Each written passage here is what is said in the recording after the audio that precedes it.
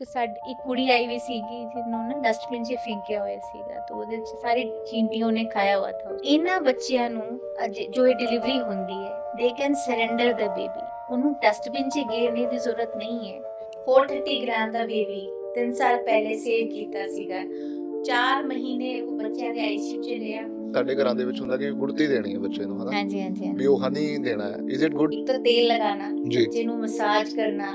ਇੱਕ ਹੋਰ ਬੜੀ ਚੀਜ਼ ਕਾਮਨ ਮੈਂ ਦੇਖਦਾ ਕਿ ਜਦੋਂ ਵੀ ਨਿਊ ਬੌਰਨ ਹੁੰਦਾ ਉਹਨੂੰ ਜੌਂਡਿਸ ਬਹੁਤ ਹੁੰਦਾ ਹੈ। पीला कपड़ा पहनने से या हाँ। पीला खाना खाने जी, से जी, जी। क्या ये जॉन्डिस बढ़ जाता है? जी। ਜੇ ਤੁਸੀਂ ਡਾਕਟਰ ਤੇ ਟਰਸਟ ਨਹੀਂ ਕਰੋਗੇ ਨਾ ਤਾਂ ਤੁਸੀਂ ਠੀਕ ਨਹੀਂ ਹੋ ਸਕਦੇ। ਇਹ ਬੱਚਿਆਂ ਦਾ ਮੈਮਰੀ ਟਾਈਮ 30 ਸੈਕਿੰਡਸ ਰਹਿ ਗਿਆ। ਬੱਚਾ ਸੁਣਨਾ ਬੰਦ ਕਰ ਦਿੰਦਾ ਹੈ, ਮਾਪਿਆਂ ਨੂੰ ਸੋਸ਼ਲ ਇੰਟਰੈਕਸ਼ਨ ਜ਼ੀਰੋ ਹੋ ਜਾਂਦਾ ਹੈ, ਜੀ ਜੀ। ਅਗਰੈਸਿਵਨੈਸ ਹੋ ਜਾਂਦੀ ਹੈ। ਇੱਕ ਤਾਂ ਬੱਚਾ ਮੇਰੇ ਕੋਲ ਆਇਆ ਤਾਂ ਆਪਣੇ ਨੂੰ ਸਪਾਈਡਰਮੈਨ ਸਮਝਦਾ ਸੀ, ਪਰ ਇਹ ਲਾਈਫ ਸੇਵਿੰਗ ਵੈਕਸੀਨਸ ਹੈ। ਸਤਿ ਸ਼੍ਰੀ ਅਕਾਲ ਜੀ, ਮੈਂ ਮਨਜੀਤ ਸਿੰਘ ਅਰੋੜਾ ਸਵਾਗਤ ਕਰਦਾ ਤੁਹਾਡੇ ਆਪਣੇ ਚੈਨਲ ਦਾ ਲਾਈਫ ਲੈਂਸ ਦੇ ਵਿੱਚ। ਅੱਜ ਅਸੀਂ ਲਾਈਫ ਨੂੰ ਇੱਕ ਪੇਰੈਂਟਸ ਦੇ ਲੈਂਸ ਤੋਂ ਦੇਖਾਂਗੇ ਤੇ ਅਸੀਂ ਡਿਸਕਸ ਕਰਾਂਗੇ ਕਿ ਛੋਟੇ ਬੱਚਿਆਂ ਨੂੰ ਜਾਂ ਨਿਊ ਬੌਰਨ ਬੇਬੀਜ਼ ਨੂੰ ਜਦੋਂ ਆਪਾਂ ਵੱਡਾ ਕਰਦੇ ਹਾਂ ਤੇ ਕਿਹੜੀਆਂ-ਕਿਹੜੀਆਂ ਪ੍ਰੋਬਲਮਸ ਜਾਂ ਚੈਲੰਜਸ ਸਾਨੂੰ ਫੇਸ ਕਰਨ ਨੂੰ ਮਿਲਦੇ ਆ ਤੇ ਉਹਨੂੰ ਅਸੀਂ ਕਿਸ ਤਰੀਕੇ ਨਾਲ ਫੇਸ ਕਰ ਸਕਦੇ ਹਾਂ। ਤੇ ਅੱਜ ਇਹ ਸਾਰੀ ਡਿਸਕਸ਼ਨ ਅਸੀਂ ਕਰਾਂਗੇ ਬੜੇ ਹੀ ਰਿਨਾਊਂਡ ਪੀਡੀਆਟ੍ਰੀਸ਼ੀਅਨ ਤੇ ਆਈਸੀਯੂ ਸਪੈਸ਼ਲਿਸਟ ਨੇ ਡਾਕਟਰ ਮਹਿਕ ਬਾਂਸਲ।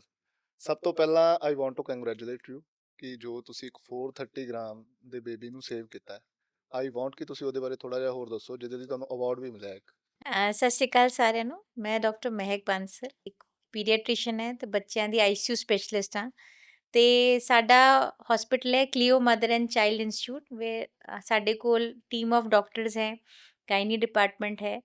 ਤੇ ਅਸੀਂ ਇੱਕ ਕਲੀਓ ਦੀ ਇੱਕ ਬਹੁਤ ਵੱਡੀ ਤੁਸੀਂ ਕਹਿ ਸਕਦੇ ਹੋ ਅਚੀਵਮੈਂਟ ਸੀਗੀ।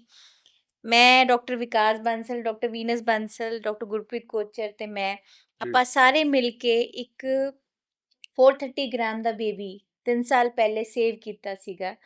ਉਹ ਅਬ ਤੱਕ ਤਾਂ 23 ਹਫ਼ਤੇ ਦਾ ਬੱਚਾ ਸੀਗਾ। 5.5 ਮਹੀਨੇ ਤੁਸੀਂ ਕਹਿ ਸਕਦੇ ਹੋ, 5.5-6 ਮਹੀਨੇ ਦਾ ਬੱਚਾ ਪ੍ਰੀਮੈਚੁਰ ਪੈਦਾ ਹੋ ਗਿਆ ਸੀਗਾ।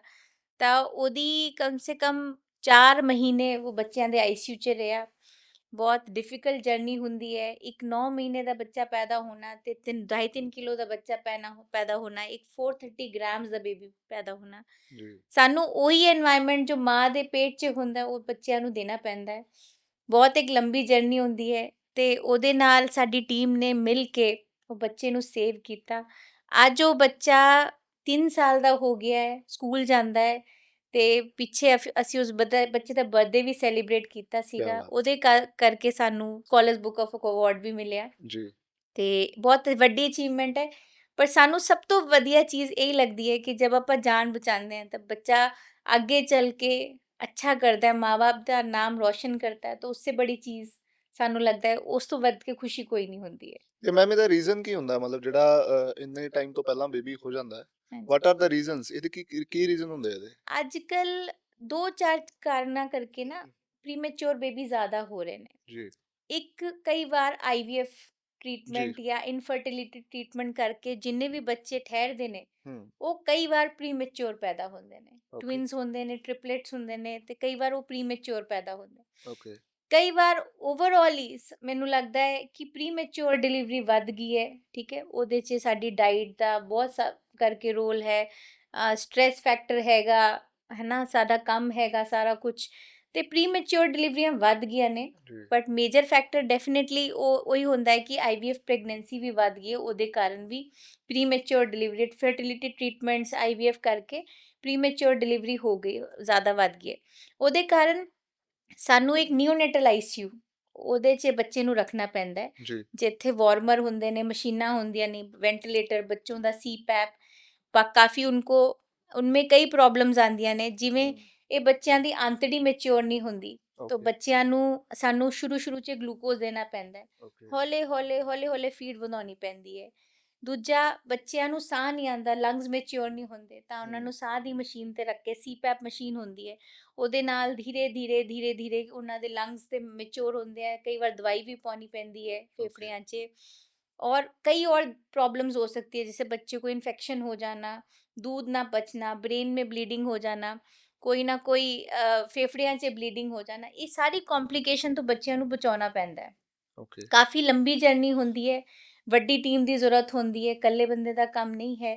ਪਰ ਹੌਲੇ ਇਹ ਮਾਂ-ਬਾਪ ਦੇ ਸਹਿਯੋਗ ਨਾਲ ਆਪਾਂ ਹੌਲੇ-ਹੌਲੇ ਜਿਵੇਂ ਬੱਚਾ ਵੱਧਦਾ ਜਾਂਦਾ ਹੈ, ਤਾਂ ਜਿਵੇਂ ਇਸ ਬੱਚੇ ਨੂੰ ਇਹਨਾਂ ਬੱਚਿਆਂ ਨੂੰ 1.5 ਕਿਲੋ ਤੋਂ ਉੱਪਰ ਆ ਕੇ ਫਿਰ ਛੁੱਟੀ ਕੀ ਜਾਂਦੀ ਹੈ। ਅੱਛਾ ਤਾਂ ਕਈ ਵਾਰ 4 ਮਹੀਨੇ ਲੱਗਦੇ ਹੈ, ਕਈ ਵਾਰ 5 ਮਹੀਨੇ ਵੀ ਲੱਗ ਜਾਂਦੇ ਹੈ, ਪਰ ਫਿਨੋਮੀਨਲ ਜਰਨੀ ਹੁੰਦੀ ਹੈ। ਪਰ ਉਸ ਤੋਂ ਬਾਅਦ ਜब ਬੱਚਾ ਬੜੇ ਹੋ ਕੇ ਕੋਈ ਬਿਨਾਂ ਕੰਪਲਿਕੇਸ਼ਨ ਦੇ ਬਿਲਕੁਲ ਠੀਕ ਰਹਿੰਦਾ ਹੈ, that is a biggest achievement. ਮੈਂ ਉਹੀ ਤੁਹਾਨੂੰ ਪੁੱਛਣ ਲੱਗਾ ਸੀ ਕਿ ਇੱਕ ਜਿਹੜਾ ਨਾਰਮਲ ਬੱਚਾ ਪੈਦਾ ਹੁੰਦਾ, ਇੱਕ ਪ੍ਰੀ ਮੈਚੁਰ ਪੈਦਾ ਹੁੰਦਾ, ਅੱਗੇ ਜਾ ਕੇ ਉਹਨਾਂ ਨੂੰ ਕੋਈ ਪ੍ਰੋਬਲਮ ਆਉਂਦੀ ਹੈ ਬੱਚੇ ਨੂੰ ਜਿਹੜਾ ਸਰ ਪ੍ਰੀ ਮੈਚੁਰ ਹੋਏਗਾ? ਆ ਸਕਦੀ ਹੈ, ਜਿਵੇਂ ਓਕੇ ਬੱਚੇ ਦੀ ਅੱਖਾਂ ਖਰਾਬ ਹੋ ਸਕਦੀਆਂ ਨੇ, ਓਕੇ ਬ੍ਰੇਨ ਥੋੜਾ ਸਲੋ ਹੋ ਸਕਦਾ ਹੈ, ਕਈ ਵਾਰ ਓਕੇ ਬੱਚਿਆਂ ਦੇ ਬ੍ਰੇਨ 'ਚ ਬਲੀਡਿੰਗ ਹੋ ਜਾਏ ਤਾਂ ਪਾਣੀ ਪੜ ਸਕਦਾ ਹੈ, ਕਈ ਵਾਰ ਬੱਚਿਆਂ ਦੀ ਮਸਲਸ ਵੀਕ ਹੋ ਜਾਂਦੀਆਂ ਨੇ, ਠੀਕ ਹੈ, ਓਕੇ ਉਹ ਚੱਲ ਨਹੀਂ ਪਾਉਂਦੇ। ਪਰ ਹੁਣ ਜੋ ਆਪਾਂ ਆਈਸੀਯੂ ਫੈਸਿਲਿਟੀ ਪ੍ਰੋਵਾਈਡ ਕਰਦੇ, ਉਹਦੇ ਜੀ ਨਾਲ ਇਹ ਕੰਪਲਿਕੇਸ਼ਨ ਬਹੁਤ ਘੱਟ ਰਹਿ ਗਈਆਂ ਨੇ। Okay with good ICU care ਹੁਣ ਇਹ ਕੰਪਲਿਕੇਸ਼ਨਸ ਘਟਦੀਆਂ ਜਾਂਦੀਆਂ ਨੇ। ਤੇ ਹਮ, ਜਿਵੇਂ ਸਾਡੇ ਕੋਲ ਡਾਕਟਰ ਗੁਰਪ੍ਰੀਤ ਕੋਚਰ ਹੈ, ਬੱਚਿਆਂ ਦੇ ਜੀ ਬ੍ਰੇਨ ਦੇ ਸਪੈਸ਼ਲਿਸਟ, ਉਹ ਵਿੱਚੇ ਬੱਚਿਆਂ ਨੂੰ ਅਸੈਸ ਕਰਦੇ ਰਹਿੰਦੇ ਆ। ਓਕੇ ਜੇ ਸਾਨੂੰ ਲੱਗਦਾ ਹੈ ਕੋਈ ਲੋੜ ਹੈਗੀ ਹੈ ਤਾਂ ਆਪਾਂ ਇਮੀਡੀਏਟਲੀ ਇੰਟਰਵੈਂਸ਼ਨ ਕਰਦੇ ਹਾਂ। ਜੀ ਡਾਕਟਰ ਰਿਬੂ ਸੋਨੀ ਹੈ ਸਾਡੇ ਕੋਲ, ਬੱਚਿਆਂ ਦੇ ਅੱਖਾਂ ਦੇ ਸਪੈਸ਼ਲਿਸਟ ਹੈ, ਉਹ ਵੀ ਵਿੱਚੇ ਬੱਚਿਆਂ ਦੇ ਅੱਖਾਂ ਚੈੱਕ ਕਰਦੇ ਰਹਿੰਦੇ ਕਿ ਓਕੇ ਜੇ ਕੋਈ ਵੈਸਲ ਵੱਧ ਰਹੀ ਹੈ ਜਾਂ ਆਰਓਪੀ ਡਿਵੈਲਪ ਹੋ ਰਿਹਾ, ਉਹਦਾ ਫਸਟ ਕਲਾਸ ਟ੍ਰੀਟਮੈਂਟ ਪਹਿਲਾਂ ਹੀ ਕਰਦੇ ਨੇ। ਤੇ ਸਾਡੀ ਟੀਮ, ਆਈਸੀਯੂ ਟੀਮ, ਡਾਕਟਰ ਵਿਕਾਸ ਬੰਸਲ, ਮੈਂ, ਡਾਕਟਰ ਭਾਵਨਾ ਗੁਪਤਾ, ਡਾਕਟਰ ਹਰਮਨ, ਉਹ ਸਾਰੇ ਆਪਾਂ ਬਾਕੀ ਜੋ ਹੋਰ ਪ੍ਰੋਬਲम्स हैं ਉਹਦਾ ਨਾਲ ਉਹਨਾਂ ਦਾ ਕਰਦੇ रहते हैं। तो हौले हौले ये कॉम्प्लिकेशन ना कि बल्कि जब हम छुट्टी कर देते हैं उसके बाद भी बच्चे ਨੂੰ ਬਹੁਤ ਵਾਰ ਅਸੀਂ ਹਫਤੇ 2 ਹਫਤੇ 10 ਦਿਨਾਂ 'ਚ ਮਹੀਨੇ ਬਾਅਦ ਬੱਚਿਆਂ ਨੂੰ ਫੋਲੋ ਅਪ ਕਰਦੇ ਰਹਿੰਦੇ ਹਾਂ। ਓਕੇ ਜੇ ਵੀ ਕੋਈ ਪ੍ਰੋਬਲਮ ਨਿਕਲਦੀ ਹੈ ਉਹਦਾ अर्ਲੀ ਇੰਟਰਵੈਂਸ਼ਨ ਕਰਦੇ ਹਾਂ, ਉਹਦੇ ਨਾਲ ਠੀਕ ਰਹਿੰਦਾ ਹੈ। ਪਰ ਨੋ ਡਾਊਟ ਪ੍ਰੋਬਲਮਸ ਹੋ ਸਕਦੀਆਂ ਨੇ, ਪਰ with good treatment and good facilities वो आपे हौले हौले बच्चे उन चीज़ों से निकल आते हैं। ਇੱਕ ਹੈਲਦੀ ਚਾਈਲਡ ਦੀ ਡੈਫੀਨੇਸ਼ਨ ਕੀ ਹੈ ਮੈਮ? देखो दोनों चीज़ें होती है, ਫਿਜ਼ੀਕਲੀ ਹੈਲਦੀ ਤੇ ਜੀ ਮੈਂਟਲੀ ਹੈਲਦੀ, ਹੈ ਬਿਲਕੁਲ ਨਾ।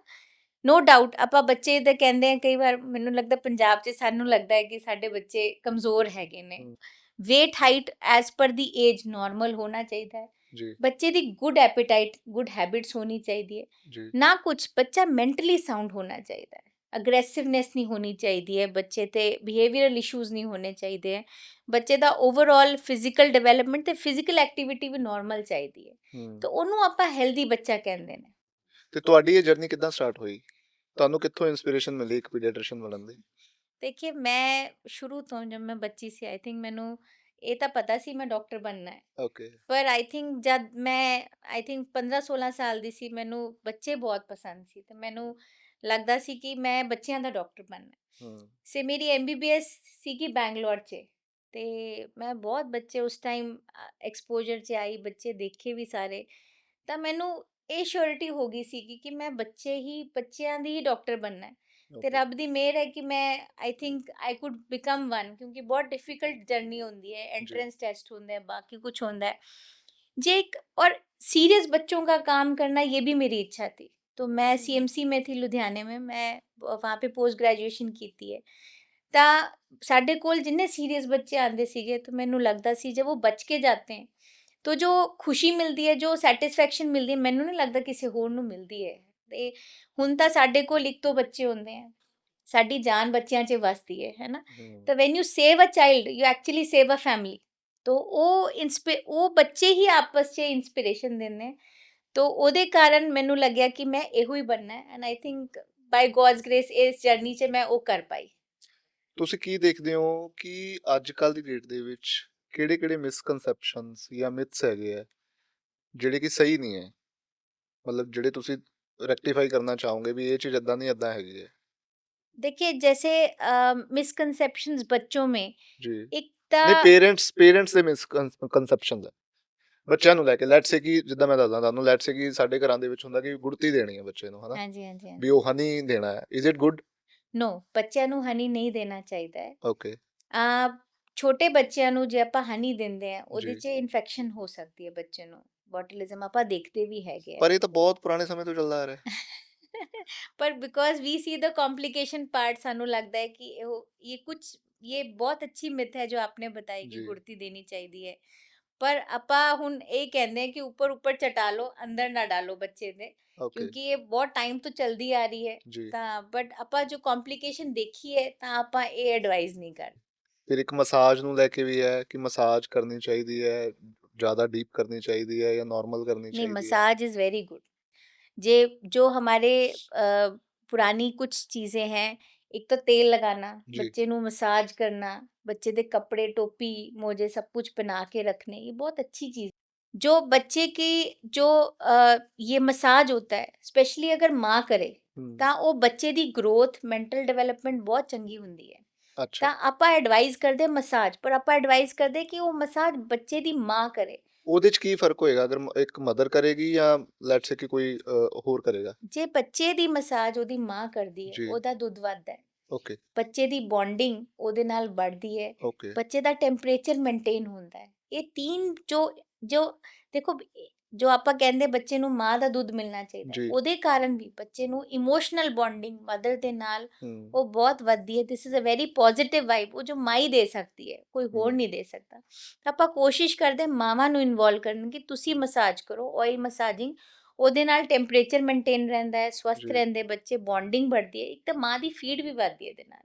ਇੱਕ ਤੁਸੀਂ ਦੇਖਿਆ ਹੋਣਾ ਹੈ, ਸਾਡੇ ਬੜੇ ਕਾਮਨ ਹੈ ਚੀਜ਼ਾਂ ਇਹ ਵਾਲੀਆਂ, ਜਦੋਂ ਬੱਚਾ ਪੈਦਾ ਹੁੰਦਾ ਨਾ, ਜਿਹੜਾ ਵੀ ਕੋਈ ਰਿਸ਼ਤੇਦਾਰ ਆਂਦਾ ਕੋਈ ਨਾ ਕੋਈ ਨੋਟ ਬੱਚੇ ਦੇ ਹੱਥ 'ਚ ਫੜਾ ਦਿੰਦਾ। ਹਾਂਜੀ, ਹਾਂਜੀ। ਤਾਂ ਇਹ ਕਰਨਾ ਚਾਹੀਦਾ? ਨਹੀਂ, ਦੇਖੋ ਅੱਜ ਇਹ ਟਾਈਮ ਹੈ ਕਿ ਜੀ। ਬੱਚੇ ਬਿਮਾਰ ਬਹੁਤ ਹੁੰਦੇ ਨੇ। ਜੀ। ਆਏ ਦਿਨ ਕੋਈ ਨਾ ਕੋਈ ਵਾਇਰਸ, ਕੋਈ ਫਲੂ, ਆਪਾਂ ਕੋਵਿਡ ਦੇ ਬਾਅਦ ਦੇਖ ਹੀ ਰਹੇ ਜੀ। ਹਾਂ, ਜੀ। ਕੋਈ ਨਾ ਕੋਈ ਹੁਣ ਅੱਜ ਸਾਡੇ ਕੋਲ ਰੋਜ਼ ਹੀ ਇਨਫਲੂਐਂਜ਼ਾ ਵੀ ਵਾਇਰਸ ਚੱਲ ਰਿਹਾ ਹੈ। ਓਕੇ। ਤੇ ਬਹੁਤ ਬੱਚੇ ਖਾਂਸੀ ਜ਼ੁਕਾਮ, ਬੜੇ ਵੀ, ਹੁਣ ਜੀ। ਤੁਸੀਂ ਦੇਖੋਗੇ ਯੂਨਾਈਟਿਡ ਸਟੇਟਸ, ਕੈਨੇਡਾ ਤੋਂ ਵੀ ਲੋਕੀ ਆ ਕੇ ਕਹਿ ਰਹੇ ਸਾਨੂੰ ਫਲੂ ਹੋ ਗਿਆ, ਸਾਨੂੰ ਜੀ। ਫਲੂ ਜੀ। ਹੋ ਜੀ। ਗਿਆ। ਤਾਂ what is flu? It's a virus, है ना। हम्म। कोई भी चीज, जैसे हाथ अगर आपके साफ नहीं है या आपने बच्चे को कोई ऐसी चीज पकड़ा दी जिसमें आपके हाथ खराब थे, वायरस ट्रांसफर हो सकता है। ਹੂੰ। ਤਾਂ ਪਹਿਲਾਂ ਤਾਂ ਮੇਰੀ ਇੱਕ ਰਿਕੁਐਸਟ ਰਹੇਗੀ, ਨੋ ਡਾਊਟ ਆਪਾਂ ਪੰਜਾਬ 'ਚ ਰਹਿੰਦੇ, ਸਾਨੂੰ ਲੱਗਦਾ ਜਿਵੇਂ ਬੱਚਾ ਹੋਏ ਇਕੱਠ ਹੋ ਜਾਂਦਾ ਹੈ ਬਿਲਕੁਲ। ਸਹੀ ਗੱਲ। ਤਾਂ ਬੱਚੇ ਦੇ ਇੱਕ ਪੁਰਾਣੀ ਹੈਬਿਟ ਸੀਗੀ, 40 ਦਿਨ ਮਾਂ ਨੂੰ ਬਾਹਰ ਨਹੀਂ ਕੱਢਦੇ ਜੀ। ਸੀਗੇ ਜੀ। ਜੀ। ਉਹ, ਕਿਉਂਕਿ 40 ਦਿਨ ਬਹੁਤ ਇੰਪੋਰਟੈਂਟ ਹੁੰਦੇ ਨੇ। ਜੇ ਜਿਸ ਟਾਈਮ पे ਬੱਚੇ ਨੂੰ ਕੋਈ ਨਾ ਕੋਈ ਇਨਫੈਕਸ਼ਨ ਲੱਗ ਸਕਦੀ ਹੈ, ਬੱਚੇ ਨੂੰ ਕੋਈ ਨਾ ਕੋਈ ਪ੍ਰੋਬਲਮ ਹੋ ਸਕਦੀ ਹੈ, ਓਕੇ। ਉਹਦਾ ਕੋਈ ਮੀਨਿੰਗ ਸੀਗਾ। ਜੀ। ਹੁਣ ਆਪਾਂ ਬਾਹਰ ਤਾਂ ਨਹੀਂ ਜਾਂਦੇ, पर ਆਪਾਂ ਕੱਠ ਪੂਰਾ ਕਰ ਲੈਂਦੇ हैं। तो ये जो ਆਪਾਂ ਨੋਟ ਫੜਾਣਾ, ਬੱਚੇ को गोद में लेना, ਕਿਨੂੰ ਖਾਂਸੀ ਹੋਏਗੀ, ਬੱਚੇ ਨੂੰ 2 ਮਿੰਟ 'ਚ ਨਿਮੋਨੀਆ ਹੋ ਜਾਣਾ। ਓਕੇ। ਸੋ ਆਪਾਂ ਇਹਨਾਂ ਵਾਇਰਸਿਸ ਤੋਂ, ਇਹਨਾਂ ਚੀਜ਼ਾਂ ਤੋਂ ਬੱਚੇ ਨੂੰ ਬਚਾਉਣਾ ਚਾਹੀਦਾ ਹੈ। ਹੈਂਡ ਵਾਸ਼ਿੰਗ, ਆਪਾਂ ਜੀ। ਹੱਥ ਧੋਣੇ ਇੰਨਾ ਇੰਪੋਰਟੈਂਟ ਹੈਗਾ ਜੀ। ਕਿ ਜੇ ਵੀ ਤੁਹਾਡੇ ਕਈਆਂ ਨੂੰ ਤੁਸੀਂ ਮਨਾ ਨਹੀਂ ਕਰ ਸਕਦੇ, ਪਰ ਜਿਨ੍ਹਾਂ ਨੂੰ, ਜੋ ਤੁਹਾਡੇ ਕਲੋਜ਼ ਰਿਲੇਟਿਵ ਹੈ, ਉਹਨਾਂ ਨੂੰ ਜਦੋਂ ਬੱਚਾ ਫੜਾਓ ਵੀ, ਉਹਨਾਂ ਨੂੰ ਬੋਲੋ ਪਹਿਲੇ ਆਪਾਂ ਹੱਥ ਵਾਸ਼ ਕਰਕੇ ਫਿਰ ਬੱਚੇ ਨੂੰ ਟੱਚ ਕਰਨਾ ਹੈ। ਤੇ ਇੱਕ ਹੋਰ ਰਿਕੁਐਸਟ ਸਾਡੀ ਰਹਿੰਦੀ ਹੈ ਕਿ ਕਿਸੇ ਨੂੰ ਵੀ ਖਾਂਸੀ ਜ਼ੁਕਾਮ ਹੋ ਗਏ, ਉਹ ਬੱਚੇ ਦੇ ਨੇੜੇ ਨਾ ਆਏ। ਹੂੰ। ਸਪੈਸ਼ਲੀ ਕੋਈ ਛੋਟਾ ਬੱਚਾ ਹੁੰਦਾ ਹੈ ਘਰੇ, ਜਿਹਨੂੰ ਖੰਘ ਜ਼ੁਕਾਮ ਹੋਇਆ ਤਾਂ ਉਹ ਵੀ ਬੱਚੇ ਨੂੰ ਟ੍ਰਾਂਸਫਰ ਕਰ ਸਕਦਾ। ਸੋ ਆਪਾਂ ਇਹੋ ਹੀ ਚੀਜ਼, ਕੋਈ ਵੀ ਕੰਮ ਨਹੀਂ ਕਰਨਾ ਜਿਹਦੇ ਨਾਲ ਬੱਚੇ ਨੂੰ ਨੁਕਸਾਨ ਹੋ। ਇੱਕ ਹੋਰ ਬੜੀ ਚੀਜ਼ ਕਾਮਨ ਮੈਂ ਦੇਖਦਾ ਕਿ ਜਦੋਂ ਵੀ ਨਿਊ ਬੋਰਨ ਹੁੰਦਾ ਉਹਨੂੰ ਜੌਂਡਿਸ ਬਹੁਤ ਹੁੰਦਾ ਹੈ। ਹਾਂਜੀ, ਹਾਂਜੀ। ਇਹਦਾ ਕੋਈ ਸਾਇੰਟਿਫਿਕ ਰੀਜ਼ਨ ਹੈ ਜਾਂ ਕੀ ਲੌਜੀਕ ਹੈ ਇਹਦੇ ਬਿਲकुल, ਵਿੱਚ? हमारे पास बहुत आते हैं कि ਕਹਿੰਦੇ ਜੀ ਆਪਾਂ ਸੂਰਜ ਦੀ ਕਿਰਨਾਂ ਲਵਾ ਲੈਂਦੇ ਹਾਂ, ਹੈ ਨਾ, ਹਾਂਜੀ। ਉਹਦੇ ਨਾਲ ਜੌਂਡਿਸ ਠੀਕ ਹੋ ਜਾਏਗਾ। नो, ਹੁੰਦਾ ਕੀ ਹੈ, ਬੱਚਿਆਂ ਦਾ ਹੀਮੋਗਲੋबिन एट बर्थ जी। 19 से 20 होता है। आपका हीमोग्लोबिन कितना होता है? 14, 14। 13, 14। ਸੋ ਜब ਬੱਚਾ ਬੌਰਨ ਹੁੰਦਾ ਹੈ, ਬੱਚਾ ਪੈਦਾ ਹੁੰਦਾ ਹੈ, ਉਸ ਤੋਂ ਬਾਅਦ ਉਹਦਾ ਹੀਮੋਗਲੋबिन ਡ੍ਰੌਪ ਕਰਦਾ ਹੈ, ਉਹ एडल्ट हीमोग्लोबिन ਤੇ ਆਉਣ ਦੀ ਕੋਸ਼ਿਸ਼ ਕਰਦਾ है। ओके। तो जब ये ब्लड टूटता है, वो जॉन्डिस बनता है। ठीक है, तो ओके। ਇਹਦਾ ਸਾਇੰਟਿਫਿਕ ਰੀਜ਼ਨ ਹੈ ਕਿ ਬਲੱਡ ਪਹਿਲੇ 7 ਦਿਨਾਂ 'ਚ ਟੁੱਟੇਗਾ, ਉਹ ਜੌਂਡਿਸ ਬਣਦਾ ਹੈ। ਔਰ ਜੌਂਡਿਸ ਕਿਵੇਂ ਸਰੀਰ ਤੋਂ ਨਿਕਲਦਾ ਹੈ? सुसु ਦੇ ਨਾਲ। तो जो ये जॉन्डिस बनता है, कुछ लेवल तक ये जॉन्डिस प्रॉब्लम नहीं करता है। अगर 100 बच्चे होते हैं, 99 को जॉन्डिस हाँ होता ही हाँ होता है। बिल्कुल सही है। पर जे एक लेवल तो उत्ते है, या तो जल्दी जॉन्डिस शुरू हो गया विद इन 24 आवर्स, ਜਾਂ 5ਵੇਂ 6ਵੇਂ ਦਿਨ ਜੌਂਡਿਸ ਵੱਧ ਗਿਆ, ਤਾਂ ਸਾਨੂੰ ਬਲੂ ਲਾਈਟਸ 'ਚ ਰੱਖਣਾ ਪੈਂਦਾ ਹੈ। ओके। ਉਹ ਬਲੂ ਲਾਈਟਸ ਉਨ ਬਿਲੀਰੂਬਿਨ ਨੂੰ ਕ੍ਰੈਸ਼ ਕਰਕੇ ਉਹਨੂੰ ਸ਼ੁਸ਼ੂ ਦੇ ਰਾਹੀਂ ਬਾਹਰ ਨਿਕਾਲ ਦਿੰਦੀ ਹੈ। ओके। ਦੂਜਾ ਰੀਜ਼ਨ ਕੀ ਹੁੰਦਾ ਹੈ, ਜੇ ਮਦਰ ਨੇ RH ਨੈਗੇਟਿਵ ਹੈ, ਬਲੱਡ ਗਰੁੱਪ ਨੈਗੇਟਿਵ ਹੈਗੀ ਤੇ ਬੱਚਾ ਪੋਜ਼ਿਟਿਵ ਹੈਗਾ, जी। ਜਾਂ ਮਦਰ O ਪੋਜ਼ਿਟਿਵ ਹੈ, ਇਹ ਬੱਚਾ A ਹੈ ਜਾਂ B ਹੈ, ਇਹਨਾਂ ਚਿੱਕਾਂ ਵੀ ਜੌਂਡਿਸ ਹੋਣ ਦੀ ਟੈਂਡੈਂਸੀ ਜ਼ਿਆਦਾ ਹੋ ਜਾਂਦੀ ਹੈ। ਉਹ ਸਾਨੂੰ ਪਤਾ ਹੁੰਦਾ ਹੈ, ਜਦ ਬੱਚਾ ਸਾਡੇ ਕੋਲ ਆਉਂਦਾ ਹੈ, ਆਪਾਂ ਮਾਂ ਦਾ ਬਲੱਡ ਗਰੁੱਪ ਪੁੱਛਦੇ ਹਾਂ, ਉਹ ਨੈਗੇਟਿਵ ਹੈ, ਉਹ ਪੋਜ਼ਿਟਿਵ ਹੈ, ਤਾਂ ਸਾਨੂੰ ਪਤਾ ਚੱਲ ਜਾਂਦਾ ਹੈ ਬੱਚੇ ਨੂੰ ਜਲਦੀ ਜੌਂਡਿਸ ਹੋ ਸਕਦਾ ਹੈ। ਉਹਦਾ ਟ੍ਰੀਟਮੈਂਟ ਸਿਰਫ ਤੇ ਸਿਰਫ ਬਲੂ ਲਾਈਟ ਹੈ। ओके। ਇਹਦੇ 'ਚ ਕੋਈ ਘਬਰਾਉਣ ਦੀ ਲੋੜ ਨਹੀਂ ਹੁੰਦੀ ਹੈ। जी। विद इन 24 to 48 आवर्स ਲਾਈਟਾਂ ਦੇ ਨਾਲ ਬੱਚੇ ਦਾ ਜੌਂਡਿਸ ਬਿਲਕੁਲ ਠੀਕ ਹੋ ਜਾਂਦਾ ਹੈ। ਐਂਡ ਜਬ ਇਹ ਪੂਰਾ ਠੀਕ ਹੋ ਗਿਆ, ਉਸ ਤੋਂ ਬਾਅਦ ਕਦੇ ਵੀ ਦੁਬਾਰਾ ਜੌਂਡਿਸ ਨਹੀਂ ਹੁੰਦਾ ਇਹਦੇ ਕਾਰਨ, ਬਿਕੋਜ਼ ਇਹ अच्छा। ਪਹਿਲੇ ਹਫਤੇ ਦੀ ਪ੍ਰੋਬਲਮ ਹੁੰਦੀ ਹੈ, ਉਸ ਤੋਂ ਬਾਅਦ ਨਹੀਂ ਹੁੰਦੀ। दूसरा वेरी इंपॉर्टेंट चीज जो एक हमारे को ये मिथ रखनी है कि भी पीला कपड़ा पहनने से या पीला खाना खाने जी से जी जी क्या ये जॉन्डिस बढ़ जाता है? नो। ਓਕੇ ਮਾਏ ਕੁਝ ਵੀ ਖਾ ਸਕਦੀ ਹੈ, ਉਹਦੇ ਨਾਲ ਇਹਦਾ ਕੋਈ ਰਿਲੇਸ਼ਨ नहीं है, ਇਹਦਾ प्रॉपर साइंटिफिक रीज़न है। और ऐसे बच्चों को अगर हम प्रॉपरली ट्रीटमेंट दें ਤਾਂ ਬੱਚੇ ਠੀਕ ਹੋ ਜਾਂਦੇ हैं। ਡਰਨ ਦੀ ਗੱਲ ਹੁਣ ਇਹਦੇ 'ਚ ਕੀ ਹੈ, आपने कई बार ਦੇਖੇ ਹੋਣਗੇ ਬੱਚੇ ਕਹਿੰਦੇ ਅਪਾਹਿਜ ਹੈ, ਚੱਲ ਨਹੀਂ ਸਕਦੇ, ਤੁਰ ਨਹੀਂ ਸਕਦੇ। ਉਹਨਾਂ ਜੀ ਤੋਂ ਅੱਧੇ ਬੱਚਿਆਂ ਨੂੰ ਪੁੱਛਣਾ ਜੇ ਜਨਮ ਤੇ ਜੌਂਡਿਸ ਹੋਇਆ ਸੀ, ਪਰ ਆਪਾਂ ਟ੍ਰੀਟਮੈਂਟ ਨਹੀਂ ਕਰਾਈ ਸੀ, ਆਪਾਂ सूरज ਦੀ ਕਿਰਨੇ ਦਿਖਾ ਕੇ ਘਰ ਰੱਖ ਲਿਆ ਸੀ। ਓਕੇ ये जॉन्डिस ब्रेन में जाके बच्चों का ब्रेन परमानेंटली डैमेज कर ਦਿੰਦਾ ਹੈ। ਓਕੇ ਤਾਂ ਆਪਾਂ ਇਸ ਜੌਂਡਿਸ ਤੋਂ ਘਬਰਾਉਣਾ ਤਬ ਹੈ ਜਦ ਆਪਾਂ ਇਹਦਾ ਇਲਾਜ ਨਾ ਕਰਾਈਏ। ਇਲਾਜ ਇਹਦਾ ਬਹੁਤ ਸੌਖਾ ਹੈ, ਵਿਦਿਨ 24 ਆਵਰ ਆਪਣਾ ਕੋਈ ਸੂਈ ਲਾਉਂਦੇ ਨਾ ਕੁਛ ਲਾਈਟ ਉਹਨਾਂ ਨਾਲ ਬੱਚੇ ਨੂੰ। ਪਰ ਜੇ ਇਹ ਬ੍ਰੇਨ ਕ੍ਰਾਸ ਕਰ ਗਿਆ, ਜੇ ਇਹਨੇ ਬ੍ਰੇਨ ਡੈਮੇਜ ਕਰ ਦਿਆ ਤਾਂ ਬੱਚੇ ਦੀ ਸਾਰੀ ਜ਼ਿੰਦਗੀ ਅਪਾਹਿਜ ਹੋ ਜਾਣੀ। ਪਰ ਕਈ ਇਦਾਂ ਦੇ ਵੀ ਲੋਕ ਹੈਗੇ ਆ ਜਿਹੜੇ ਨਹੀਂ ਇਲਾਜ ਕਰਾਉਂਦੇ ਹਾਂਜੀ ਆਪਾਂ ਹਾਂਜੀ ਹੁਣੇ ਗੱਲ ਕਰ ਰਹੇ ਸੀਗੇ ਹਾਂਜੀ ਹਾਂਜੀ ਆਫ ਦਾ ਕੈਮਰਾ ਕਿ ਬਹੁਤ ਸਾਰੇ ਲੋਕ ਆ ਜਿਹੜੇ ਇਲਾਜ ਕਰਾਉਂਦੇ ਹੀ ਨਹੀਂ ਹੈ ਹਾਂਜੀ ਹਾਂਜੀ ਉਹਦਾ ਕੀ ਰੀਜ਼ਨ ਹੈ वही जो आपने बताया ना, पुराने लोग तो ਚਲੇ ਆ ਰਹੇ ਹੈ ਜੀ ਕਿ ਜੀ ਸਾਡੇ ਬੱਚੇ ਵੀ ਤਾਂ ਹੋਏ ਸੀ, ਉਹਨਾਂ ਨੂੰ ਵੀ ਹਮ, ਪੀਲੀਆ ਹੋਇਆ ਸੀ, ਉਹ ਤਾਂ ਆਪੇ ਠੀਕ ਹੋ ਗਏ ਸੀਗੇ। ਆਪੇ ਤਾਂ 90% ਨੇ ਆਪੇ ਹੀ ਠੀਕ ਹੋਣਾ ਹੈ। ਉਹ 10% ਨੇ ਜਿਨ੍ਹਾਂ ਨੇ ਸਾਡੇ ਅਸੀਂ ਜੋ ਕੰਪਲਿਕੇਸ਼ਨ ਦੇਖੇ ਉਹ ਤਾਂ ਅਸੀਂ ਦੇਖੀ ਹੈ ਨਾ। ਜੀ ਉਹਨਾਂ ਨੂੰ ਲੱਗਦਾ ਜੀ ਸਾਡਾ ਕੋਈ ਬੱਚਾ ਹੋਇਆ ਸੀਗਾ, ਅੱਜ ਤੱਕ ਤਾਂ ਫੋਟੋਥੈਰੇਪੀ ਲੱਗੀ ਨਹੀਂ ਉਹਨੂੰ, ਹੁਣ ਕਿਵੇਂ? ਸੋ ਨੈਗਲੀਜੈਂਸ ਇਹ ਬੜੀ ਸਾਡੇ ਸੋਸਾਇਟੀ ਦੀ ਪ੍ਰੋਬਲਮਸ ਹੈ। ਇੱਕ ਮੈਂ ਹੁਣ ਤੁਹਾਨੂੰ ਵੀ ਕਿਹਾ ਸੀ, ਜੇ ਜੀ ਤੁਸੀਂ ਡਾਕਟਰ ਤੇ ट्रस्ट नहीं करोगे ना ਤਾਂ ਤੁਸੀਂ ठीक नहीं हो सकते। You have to trust the doctor. अब आपकी जो भी फील्ड है, ਜੀ आपकी फील्ड की नॉलेज ਤੁਹਾਡੇ ਬਿਲਕੁਲ ਕੋਲ ਹੈ। ਠੀਕ ਬਿਲकुल ठीक ਮੈਂ ਤੁਹਾਡੀ ਫੀਲਡ 'ਚ ਹੈ, ਮੈਂ ਫੇਲ ਹੋ ਜਾਣਾ। ਬਿਲकुल ठीक I would not be able to function. ਸਾਡੇ ਘਰਾਂ 'ਚ ਪ੍ਰੋਬਲਮ ਕੀ ਹੈ ਕਿ ਹਰ ਬੰਦਾ ਡਾਕਟਰ ਹੈ ਹਰ ਬੰਦਾ ਡਾਕਟਰ ਹੈ। ਹੁਣ ਤਾਂ ਕੋਵਿਡ ਦੇ ਬਾਅਦ ਮੈਨੂੰ ਲੱਗਦਾ ਹੈ ਕਿ ਹੁਣ ਸਾਰਿਆਂ ਨੂੰ ਲੱਗਦਾ ਹੈ, ਲੈ ਇਹ ਦਵਾਈ ਖਾ ਲਓ ਹਾਂ ਆਪੇ ਠੀਕ ਹੋ ਜਾਂਦੇ, ਬਿਲਕੁਲ ਇਹ ਠੀਕ ਦਵਾਈ ਖਾ ਲਓ। ਤਾਂ ਆਪਾਂ ਘਰੇ ਸਾਰੇ ਡਾਕਟਰ ਹੈ, ਜੀ ਪਰ ਉਹ ਡਾਕਟਰ ਦੀ ਗੱਲ ਹੀ ਨਹੀਂ ਸੁਣਦੇ। ਕਿੰਨੀ ਵਾਰ ਅਸੀਂ ਕਹਿੰਦੇ 25 ਬਿਲੀਰੂਬਿਨ ਹੋ ਗਿਆ, ਤੁਸੀਂ ਇਹਦਾ ਇਲਾਜ ਕਰਾਓ। ਕਈ ਵਾਰ ਤੁਸੀਂ ਮੰਨੋਗੇ ਨਹੀਂ, ਮੈਂ ਕਹਿੰਦੀ ਆਪਾਂ ਫ੍ਰੀ ਇਲਾਜ ਕਰਦੇ ਹਾਂ, ਅੱਛਾ ਕਿਉਂਕਿ ਸਾਡੇ ਕੋਲ ਬੱਚਾ ਜੀ ਰਹਿ ਕੇ ਗਿਆ ਹੁੰਦਾ, ਉਹਦੀ ਸਾਡੀ ਲਾਈਫ ਦੀ ਉਹਦੀ ਲਾਈਫ ਸਾਡੇ ਕੋਲ ਹੈਗੀ ਹੈ ਨਾ। ਤਾਂ ਆਪਾਂ ਕਹਿੰਦੇ ਫ੍ਰੀ, ਫੇਰ ਵੀ ਚੁੱਕ ਕੇ ਲੈ ਜਾਂਦੇ ਬੱਚਾ ਅੱਛਾ ਕਿ ਜੀ ਮੇਰੀ ਮਾਂ ਨੇ ਕਿਹਾ ਹੈ, ਇਹ ਤਾਂ ਕਰਨ ਦੀ ਲੋੜ ਹੀ ਨਹੀਂ ਹੈਗੀ। ਆਪਾਂ ਸੂਰਜ ਦੀ ਕਿਰਨਾਂ ਦਿਖਾ ਕੇ ਬੱਚੇ ਮੈਨੂੰ ਲੱਗਦਾ ਇੱਥੇ ਨਾ ਦੋ ਪ੍ਰੋਬਲਮ ਕੀ ਹੈ ਕਿ ਦੋ ਜਨਰੇਸ਼ਨ ਹੈ ਇੱਕ ਜਿਹੜੀ ਪੁਰਾਣੀ ਜਨਰੇਸ਼ਨ ਹੈ ਇੱਕ ਜਿਹੜੀ ਨਵੀਂ ਜਨਰੇਸ਼ਨ ਹੈ ਹੁਣ ਘਰਾਂ ਦੇ ਵਿੱਚ ਪ੍ਰੋਬਲਮ ਕੀ ਹੈ ਕਿ ਜਿਹੜਾ ਲੈਟਸ ਸੇ ਮਦਰ ਹੈ ਬੱਚੇ ਦੀ ਉਹ ਚਾਹੁੰਦੀ ਹੈ ਕਿ ਮੈਂ ਇਹਨੂੰ ਡਾਕਟਰ ਕੋਲ ਲੈ ਕੇ ਜਾਵਾਂ ਜਾਂ ਜੋ ਜੋ ਸਹੀ ਚੀਜ਼ਾਂ ਹੈਗੀਆਂ ਮੈਂ ਉਹ ਕਰਾਂ ਬਟ ਜਿਹੜੇ ਪੁਰਾਣੇ ਬਜ਼ੁਰਗ ਹੈ ਉਹ ਆਪਣੇ ਹਿਸਾਬ ਨਾਲ ਹੀ ਚੱਲਦੇ ਆ ਉਹਨਾਂ ਨੇ ਫਿਰ ਕਹਿਣਾ ਯਾਰ ਅਸੀਂ ਵੀ ਤਾਂ ਬੱਚੇ ਪਾਲੇ ਆ ਤੁਹਾਨੂੰ ਵੀ ਤਾਂ ਅਸੀਂ ਪਾਲੇ ਹੀ ਹੈ ਜੀ ਜੀ ਜੀ ਤੇ ਇਹ ਕਿੱਦਾਂ ਚੀਜ਼ ਕਰੈਕਟ ਹੋਏਗੀ ਤੁਹਾਨੂੰ ਕੀ ਲੱਗਦਾ ਹੈ आई थिंक हमें बड़े और छोटे में पढ़ना नहीं चाहिए। सानू कोई भी प्रॉब्लम लगती है, सानू डॉक्टर की सलाह लेनी चाहिए। जी डॉक्टर जनरली ਤੁਹਾਨੂੰ सही गाइड करेगा। बिल्कुल बिल्कुल जे कई चीज़ां बड़ियां दी चंगी है, जैसे मैंने बताया था वो 40 डे है, इन्फेक्शन तो बचाना है, वो वड्डियां दी अच्छी गल है। पर कई चीज़ां हैं जो छोटियां दी ठीक है कि भी हल्दी ਉਹਦੇ ਨਾਲ ਪੀਲੀਆ ਨਹੀਂ ਹੁੰਦਾ, ट्रीटमेंट करना चाहिए है, फोटोथेरेपी लानी चाहिए है। जी ਤਾਂ ਇਹ ਤਾਂ ਸਾਨੂੰ ਇੱਕ ਦੂਸਰੇ ਦੇ ਨਾਲ ਰਲ ਮਿਲ ਕੇ ਕਦਮ ਤੋਂ ਕਦਮ ਚੱਲਣਾ ਪਏਗਾ। जी ਸਾਰੀ ਫੈਮਿਲੀ ਨੂੰ ਡਾਕਟਰ ਦੀ ਸਲਾਹ ਦੇ ਨਾਲ ਇਹ ਮਿਥਸ ਆਪਣੇ ਸੋਸਾਇਟੀ ਤੋਂ ਬਾਹਰ ਕੱਢਣੀਆਂ ਪੈਣੀਆਂ, ਤਾਂ ਹੀ ਆਪਾਂ ਬੱਚਿਆਂ ਨੂੰ ਬਚਾਵਾਂਗੇ। तो I think it is not the generation problem, हमारी जनरेशन की भी कई प्रॉब्लम्स हैं। जी आपा जो मैंने अभी मदर्स देखी हैं, बहुत एप्रीहेंशन, बड़ी जल्दी टेंशन ले लेती हाँ हैं हाँ कि हाँ ये भाई बहुत कॉमन ये है हो गया जी, रोई जांदा की करिए। भाई माँ के लिए तो बच्चा रोता तो एमरजेंसी है ना, बिल्कुल तो बड़े कहते हैं जी कोई गल नहीं, बच्चा तो रोंदा ही है।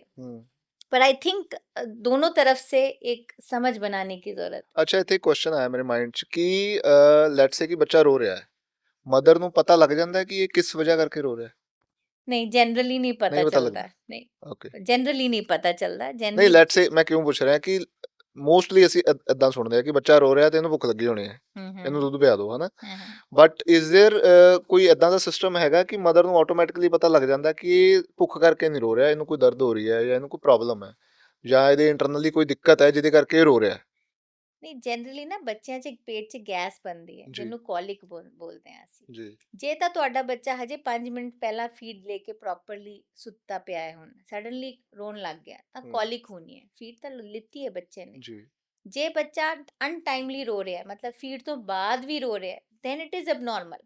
ਉਹਦੇ 'ਚ ਕੋਲਿਕ ਹੋ ਸਕਦਾ ਹੈ, ਬੱਚੇ ਨੂੰ ਸੁਸੂ ਕੀਤਾ ਹੋਇਆ ਹੋਏਗਾ ਜਾਂ ਬੱਚੇ ਨੂੰ ਗਰਮੀ ਲੱਗ ਰਹੀ ਹੋਗੀ, there may be multiple reasons.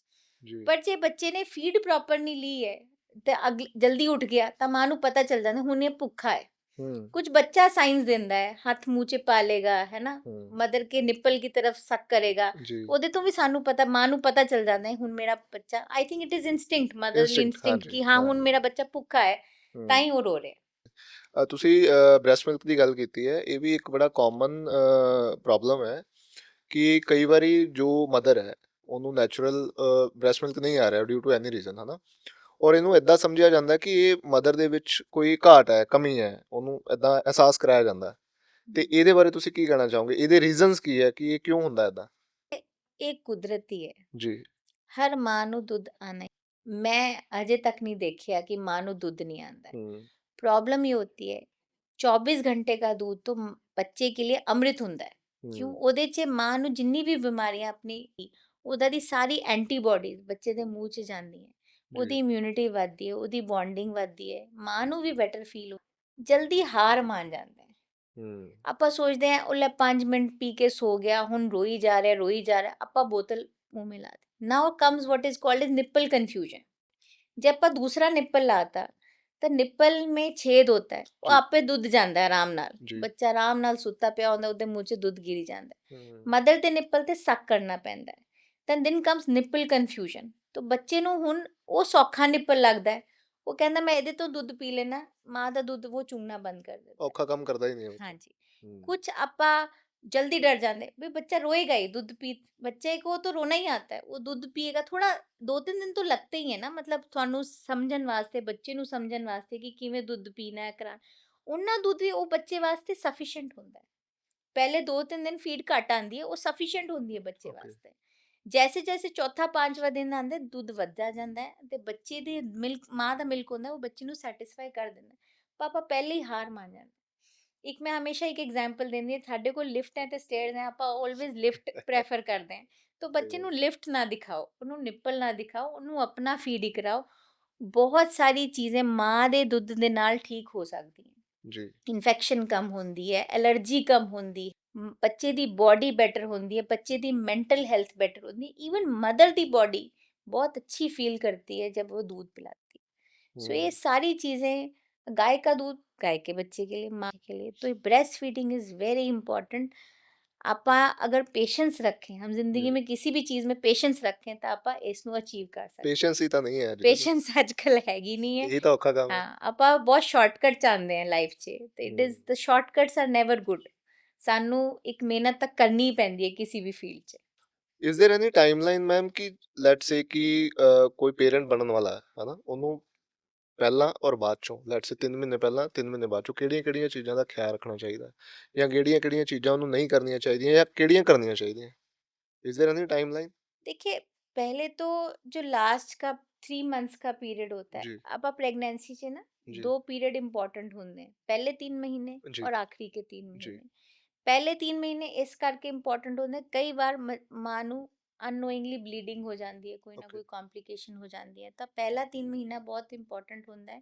ਉਲਟੀਆਂ ਲੱਗਦੀਆਂ ਨੇ, ਮਦਰ ਨੂੰ ਰੈਸਟ ਚਾਹੀਦਾ ਹੁੰਦਾ ਹੈ, ਕਈ ਵਾਰ ਬਲੀਡਿੰਗ ਹੋ ਜਾਂਦੀ ਹੈ। जी ਤੇ ਲਾਸਟ ਦੇ 3 ਮਹੀਨੇ ਵੀ ਬਹੁਤ ਇੰਪੋਰਟੈਂਟ ਹੁੰਦੀ ਹੈ, ਇੱਕ ਰੈਗੂਲਰ ਚੈੱਕਅਪ ਬਹੁਤ ਜ਼ਰੂਰੀ ਹੋ, ਕਿਉਂਕਿ ਉਹ ਬੱਚੇ ਦੀ ਗਰੋਥ ਕਿਵੇਂ ਹੋ ਰਹੀ ਹੈ, ਬੱਚਾ ਵੱਧ ਰਿਹਾ ਕਿ ਨਹੀਂ ਵੱਧ ਰਿਹਾ, ਮਾਂ ਨੂੰ ਕੋਈ ਇਨਫੈਕਸ਼ਨ ਨਾ ਲੱਗੇ। ਪਹਿਲੇ 3 ਮਹੀਨੇ ਤੇ ਆਖਰੀ 3 ਮਹੀਨੇ ਕੋਈ ਵੀ ਇਨਫੈਕਸ਼ਨ ਲੱਗਦੀ ਹੈ ਬੱਚੇ ਨੂੰ ਟ੍ਰਾਂਸਫਰ ਹੁੰਦੀ ਹੈ। ओके कोई इन्फेक्शन ना लगे, कोई अननोइंगली इंसिडेंट ना होवे, है ना।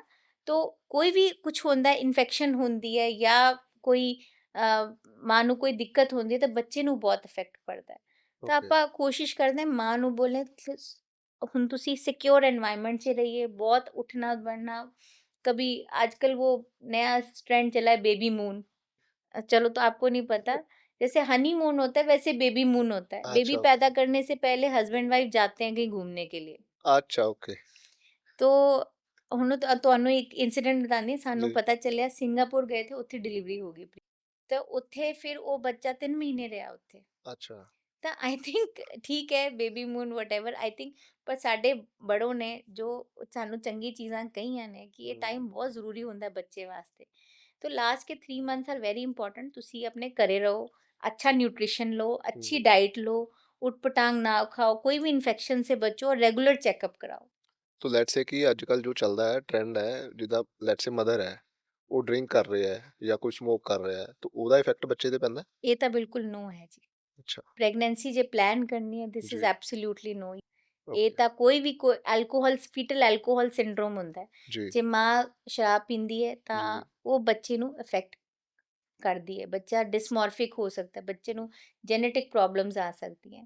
ਤਾਂ ਓਕੇ। ਆਪਾਂ ਪਹਿਲੇ ਹੀ ਬੋਲਦੇ ਹਾਂ ਤੇ ਜੇ ਤੁਸੀਂ ਪ੍ਰੈਗਨੈਂਸੀ ਪਲਾਨ ਕਰਨੀ, ਹੁਣ ਤੁਸੀਂ ਇਹਨੂੰ ਛੱਡ ਦਿਓ, ਓਕੇ। You stop it. ਹੁਣ ਜਦ ਬੱਚਾ ਪੈਦਾ ਹੋਗਾ ਉਸ ਤੋਂ ਬਾਅਦ ਆਪਾਂ ਇਸ ਬਾਰੇ ਤੋ ਇਸ ਸਾਰੇ ਸਿਸਟਮ ਦੇ ਦੌਰਾਨ ਇੱਕ ਫਾਦਰ ਦਾ ਕੀ ਰੋਲ ਹੈ? ਕਿਉਂਕਿ ਸਾਨੂੰ ਮੇਲਸ ਨੂੰ ਤੁਸੀਂ ਦੱਸ ਦੋਗੇ, ਅਸੀਂ ਕਰ ਦਾਂਗੇ। ਨਾਰਮਲੀ ਮੇਲਸ ਨੂੰ ਪਤਾ ਨਹੀਂ ਹੁੰਦਾ ਵੀ ਇਹਦੇ ਵਿੱਚ ਕਰਨਾ ਕੀ ਹੈ, ਮਤਲਬ ਸਾਡਾ ਕੀ ਰੋਲ ਹੈ? ਆਈ ਥਿੰਕ ਸਭ ਤੋਂ ਬੜਾ ਸਾਡਾ ਰੋਲ ਹੈ ਮਾਂ ਨੂੰ ਸਪੋਰਟ ਕਰਨਾ। ਓਕੇ। ਆਈ ਥਿੰਕ ਉਹ ਆਪਾਂ ਕहीं ਨਾ ਕहीं, ਉਹ ਮੈਂ ਕਹਿੰਦੀ ਹਾਂ, अच्छा हुआ तो फैमिली ने किया, कोई बुरा हुआ तो माँ ने किया। मोस्ट इम्पोर्टेंट एक बच्चे को अपने पेट 'ਚ ਰੱਖਣਾ, ਉਹਨੂੰ ਜੀ। ਬੜਾ ਕਰਨਾ, ਫਿਰ ਉਸ ਤੋਂ ਬਾਅਦ ਮੈਂ ਜਿਹਨੂੰ ਤੁਹਾਨੂੰ ਕਿਹਾ ਬੱਚਾ ਰੋਂਦਾ ਦਿਖਦਾ ਹੈ ਤਾਂ ਮਾਂ ਨੂੰ ਤਾਂ ਐਮਰਜੈਂਸੀ ਹੈਗੀ ਹੈ ਨਾ। ਬਿਲਕੁਲ ਸਹੀ। ਉਸ ਮਾਂ ਨੂੰ ਸਮਝਣਾ, ਤੇ ਕਈ ਵਾਰ ਇਟ ਬਿਕਮਸ ਵੈਰੀ ਡਿਫਿਕਲਟ ਮਾਂ ਨੂੰ ਘਰੇ ਬੈਠੇ ਰਹੋ ਪ੍ਰੈਗਨੈਂਸੀ ਦੇ ਦੌਰਾਨ, ਕਈ ਵਾਰ ਸਾਹ ਨਹੀਂ ਆਉਂਦਾ, ਉਲਟੀਆਂ ਆਉਂਦੀਆਂ। Be very supportive. ਇਹ ਟਾਈਮ ਹੁੰਦਾ ਹੈ, ਜਿਵੇਂ ਕਹਿੰਦੇ ਨਾ ਹਸਬੈਂਡ ਵਾਈਫ ਨੂੰ ਇੱਕ ਟਾਈਮ ਹੁੰਦਾ ਨਾ ਚੈਲੰਜਿੰਗ ਟਾਈਮ, ਇੱਕ ਜੀ। ਦੂਸਰੇ ਦਾ ਸਪੋਰਟ ਦੇਣਾ ਜੀ। ਚਾਹੀਦਾ ਹੈ। ਜੀ। ਜੀ। Give a lot of good environment to the mother, ਉਹਨੂੰ ਸਪੋਰਟ ਦਿਓ, ਮੈਂਟਲ ਸਪੋਰਟ, ਜਿਵੇਂ ਕਰਕੇ ਸਪੋਰਟ ਉਹਨੂੰ। ਉਸ ਟਾਈਮ 'ਚ ਲੜਾਈ ਝਗੜਾ ਕੋਈ ਵੀ ਹੋਰ ਕੋਈ ਗੱਲਬਾਤ ਨਹੀਂ ਹੋਣੀ ਚਾਹੀਦੀ ਹੈ। ਬੱਚੇ ਦੇ ਉੱਪਰ ਵੀ ਖਰਾਬ ਆਉਂਦਾ ਹੈ। ਜਿਵੇਂ ਤੁਸੀਂ ਸਪੋਰਟ ਕਰ ਸਕਦੇ ਹੋ ਮਾਂ ਨੂੰ, ਪ੍ਰੋਪਰ ਉਹਦਾ ਚੈੱਕਅਪ ਕਰਾਓ, ਅੱਛੀ ਖੁਰਾਕ ਦਿਓ ਐਂਡ ਮੈਂਟਲੀ ਉਹਨੂੰ सपोर्ट दो, वो बहुत ज़रूरी होता है। हम औरतें अपने हस्बैंड्स में ये मांगती हैं, we ask them for this support, और कई बार नहीं मिल पाता। तो I think this is very important. ਕਿਉਂ ਨਹੀਂ ਮਿਲ ਪਾਉਂਦਾ ਤੁਹਾਨੂੰ? ਕੀ ਲੱਗਦਾ ਇਹਦਾ ਰੀਜ਼ਨ? आई थिंक कुछ तो सानू लगता है कि ਆਪਾਂ ਸਾਰੇ ਆਪਣੇ ਕੰਮ 'ਚ ਬਿਜ਼ੀ ਹਾਂ। ਹੂੰ। ਆਪਾਂ ਆਪਾਂ ਉਹ ਟਾਈਮ ਤੋਂ ਨਿਕਲ ਗਏ ਹਾਂ ਜਦ ਆਪਾਂ ਫੈਮਿਲੀ ਨੂੰ ਫਰਸਟ ਪ੍ਰੈਫਰੈਂਸ ਦਿੰਦੇ। Now we give more preference to our work, our success, ਹੈ ਨਾ। ਸਾਨੂੰ ਲੱਗਦਾ ਸਾਡਾ ਵਰਕ, ਸਾਡਾ ਸਕਸੈਸ ਸਾਡੀ ਫਰਸਟ ਪ੍ਰਾਇੋਰਟੀ ਹੈਗੀ ਹੈ। ਆਪਾਂ ਫੈਮਿਲੀ ਨੂੰ ਕहीं ਨਾ ਕहीं ਪਿੱਛੇ ਦਿਲੇ ਜਾ ਰਹੇ। ਬਟ ਆਈ ਥਿੰਕ ਦੋਨੋਂ ਨੂੰ ਬੈਲੈਂਸ ਕਰਨਾ ਆਉਣਾ ਚਾਹੀਦਾ ਹੈ। ਜੇ ਤੁਸੀਂ 6 ਵਜੇ ਆਪਣੇ ਆਫਿਸ ਤੋਂ ਆ ਗਏ ਤਾਂ ਤੁਹਾਡੇ ਹੱਥ 'ਚ ਮੋਬਾਈਲ ਤੇ ਬਾਕੀ ਆਫਿਸ ਦਾ ਵਰਕ ਨਹੀਂ ਹੋਣਾ ਚਾਹੀਦਾ। Spend time with your family. ਮੈਂ ਤਾਂ ਬਹੁਤ ਇਹੋ ਜਿਹੇ ਲੋਕਾਂ ਨਾਲ ਕੰਮ ਕਰਦੀ ਹਾਂ ਜਿਹਦੇ ਕੋਲ ਫੈਮਿਲੀ ਨਹੀਂ ਹੈਗੀ ਬੱਚਿਆਂ ਵਾਸਤੇ। ਤਾਂ I think whoever of us ਜਿਹਨੇ ਸਾਡੇ ਕੋਲ ਫੈਮਿਲੀ ਹੈਗੀ ਹੈ, we are blessed. So we should give time to our family.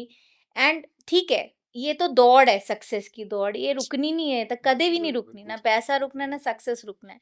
पर वो इंपॉर्टेंट टाइम ਆਪਾਂ ਮਿਸ ਕਰ ਦਿੰਦੇ। ਫॉर एग्जांपल ਬੱਚਾ ਪੈਦਾ ਹੋ ਗਿਆ, ਆਪਾਂ ਟੂਰਿੰਗ ਤੇ ਟੂਰਿੰਗ ਕਰੀ ਜਾ ਰਹੇ, ਮੇਰਾ ਬੱਚਾ ਸਮਾਈਲ ਕੀਤਾ, ਉਹਨੇ ਫਸਟ ਸਟੈਪ ਰੱਖਿਆ, ਉਹਨੇ ਕ੍ਰੋਲ ਕੀਤਾ, ਯੂ ਵਿਲ ਮਿਸ ਦੋਸ ਟਾਈਮਸ। ਉਹ ਜੇ ਚਲੇ ਗਏ ਤਾਂ ਚਲੇ ਗਏ, ਅੱਗੇ ਬੱਚੇ ਨੇ ਨਹੀਂ ਪੁੱਛਣਾ ਕਿ ਪਾਪਾ ਤੁਸੀਂ ਉਸ ਟਾਈਮ ਨੂੰ ਮੇਰੇ ਨੂੰ ਕਿਉਂ ਨਹੀਂ ਇੰਜੋਏ ਕੀਤਾ। But I think these are very important times ਜੋ ਹਮ ਕਈ ਵਾਰ ਅੱਜ ਦੀ ਦੌੜ 'ਚ ਮਿਸ ਕਰ ਜਾਂਦੇ ਹਾਂ, ਬਿਕੋਜ਼ ਸਾਡੀ ਪ੍ਰਾਇੋਰਟੀਜ਼ ਚੇਂਜ ਹੋ ਗਈਆਂ ਨੇ।